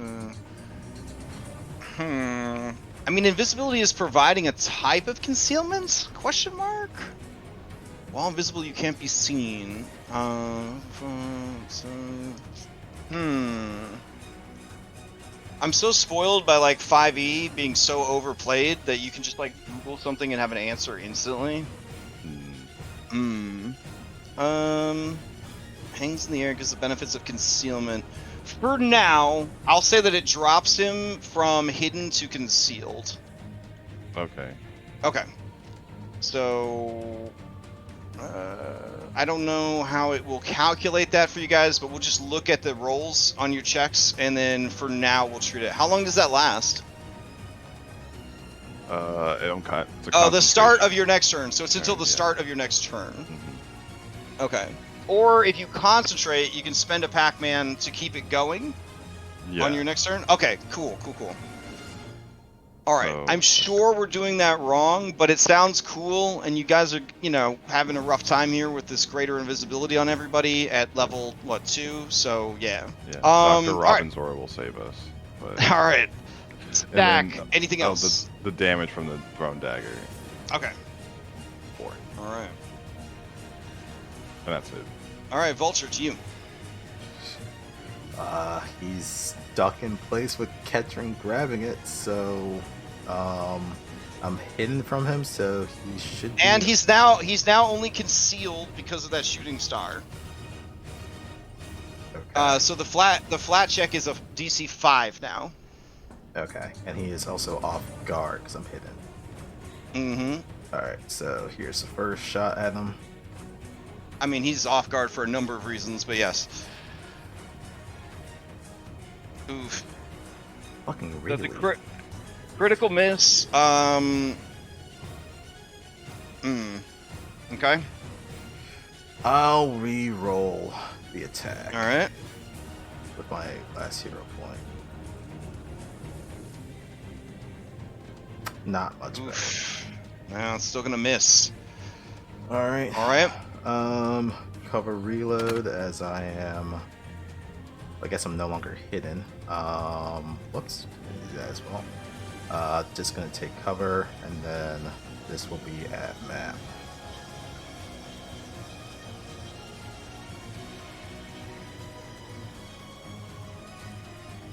Which I think fails. So I did not pass the flat check. Okay. Alright. That's it. Alright. Play past spell Nora, who's being bound up in vines. Let's see. Vivid Cleaner is going to stride. And he's going to stride again. And then I guess he will stride again. He can't get past the two of you. So he will just end his turn there. Alright, Roxy is up. Roxy is told the real Vashon is out there. So she is going to fly 10 feet. She's going to see Vashon over there. She's going to gauge the distance on her breath weapon. And it says 30-foot range. This discount ass low level drag. Sorry, Roxy. She's gonna fly 10 feet, and then she's gonna fly 10 feet, and now next turn, she's gonna blow him up. All right, this one is going to work on tying up Bellinora. I believe it would be a thievery for their rope tying. Buy And me dinner then, first. Vashon is up. All right, Vashon is going to see the starlit form of Dewey Daystar, and he is going to make a recall knowledge check of his own to try to figure out what's going on here. Let's see. He says, "What in the hell are you? What is going on? Where did everybody go? I'm gonna assume that you ain't a nice man. So I'm gonna step, He's a Close the serial door. killer that hates you specifically. They want And- you dead. At the end of round 5, It might be a good time to call it." Let's Yeah, I see. think some people could use some hero points. No, we don't get them. Now, I remember? have been told that you don't get hero points mid-combat, but I was also told by one of the top people at Paizo that I could do whatever the fuck I want. And I have a screenshot of that tweet that says I'm allowed to do whatever the fuck I want. So yeah, you can have your hero points started next session. Oh. All right. But the problem is we're leaving off on this cliffhanger for 2 weeks. For 2 weeks. Oh my god. You guys have had in this fight more wild surges than both campaigns combined in all other sessions. So pretty wild, pretty nutso stuff. Good times. All right. So with all of that, Come back. I'm like, why am I enfeebled? Why am I? Why am I doomed? why am Yeah, I wait, doomed? doomed 1, enfeebled 2, and yeah, all this other stuff. What does Yeah. Fatigue 2 do? What is fatigued 2? No, she's Yeah. she's enfeebled 2. Oh, okay. Yeah, She's which is minus all 2 her to strength. everything. Yeah, strength based, which is her build. So. Oh my god. Yeah. You just use a clan Doomed is pistol, real it's bad. fine. Doomed is some Final Fantasy video game shit. A powerful force has gripped your soul, calling you closer to death. Doomed always includes a value. The dying value at which you die is reduced by your doomed value. If your maximum dying value is reduced to 0, you instantly die. When you die, you're no longer doomed. Oh, that's could be- nice. yeah, Doomed takes a full night's rest for 1 stack to go away. And then drained, you've been drained of blood or life force. You are penalized in your constitution stuff, your fortitude saves, your hit points. So basically it's the debuff for constitution. And that only comes back 1 per long rest. Oh my god. All right, so wow. When the 100 different results were generated, I was like, that's pretty neat. Everyone will be invisible? That'll be a crazy fight. I had no idea. Like, it was going to get this crazy. But then again, I was looking at everything through the lens of a 5e player, where invisibility is okay, but it's certainly not this, right? With the flat checks No, to it just fail. gives you a disadvantage to your attacks. That's all good. Yeah, You can't yeah, get it's like, between yeah. attacks. It's not the Yeah, worst. Jeremy Crawford rides by on his bicycle, and he's like, it's just like the movie Predator. Everyone's a beautiful rainbow. And you're like, oh, okay. Yeah, and like, then that's it. And then you throw flour at someone and everything's fine. Yeah, exactly. Yeah. So, In this is much more 5e, intense. This is Pathfinder.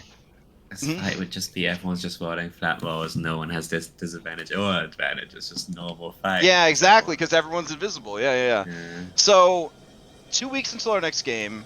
Here is the here's the pitch, I guess, for Extra Life. Next weekend is Extra Life, 25 hours of Dungeons and Dragons, 2 parties of kobolds trying to revive the power of their respective dragon gods so that they can establish dominion over the Caves of Chaos.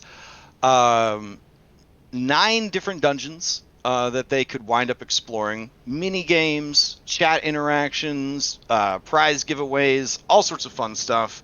Everyone that donates $20 or more, you will get a digital prize pack containing maps and supplements and all sorts of good stuff like that. And you'll be entered into a raffle to win additional prizes. So should be a good time. But that is what is happening next weekend. So we will not be playing next weekend, and there will not be Mythic next weekend, and there will not be Daybreak, Curse of Strahd next weekend. So you guys have 2 weeks before you have to resume this fight and see what happens. You guys have value, so there is a chance that when the Hats of the Skies come off, if you did horribly TPK, the adventure doesn't necessarily end. Do I think you're going to horribly TPK? I don't know. You have gun crits. The fight could have ended in 2 shots from Vulture. If Vulture landed 2 critical hits, it would have been the end of the fight. So I never know going into any of these encounters how things are going to turn out just because gun crits exist. This guy, but then invisibility happened. I haven't hit anything since. This guy, per the adventure, it was give them a chance to rest before Dewey shows up. When they're done resting, Dewey shows up. So I waited. I said, "You guys done resting?" And you're like, "Yes." And then I looked at the clock, and it was surge time, and I was like, "Well, this is gonna be fucking crazy," and it is what it is. So yeah. All right. Anyone have any announcements before we adjourn?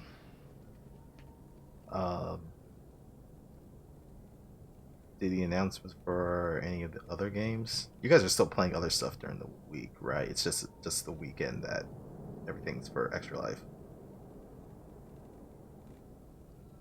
Next week is all Friday night we're doing a vodcast about Extra Life, and then Saturday and Sunday is just Extra Life. All right. So yeah, but I don't know if that's impacting your game though. The Friday game. I don't think so. I'm not sure if Orb is still going to be running it. Maybe. And then Josh, you have a game going on. How's that going? A Stolen Fate. It's going great. Everyone's having a wonderful time. Okay. It's on the floor. But I decided I couldn't bother to stream it because it's a distraction for me jamming. Fair enough. So this player's not on the ground. Can you send me some tips, in Discord chat, how to make sure that level 11. I see. Okay. Well, all right. Yeah, on that positive note, we will end it. I hope everybody enjoys the rest of their weekend, and I will see you guys around the Discord. Thanks for running. All right. Fun time, crazy session. Free greater invisibility for everybody. Hey, not everyone. Free visibility for everyone. For everyone except the alchemist, except the 2 alchemists. And then Bellinor gets ganged on by a bunch of invisible creatures. Fun. All right. Thanks everyone for tuning in. Catch you next time. Yep.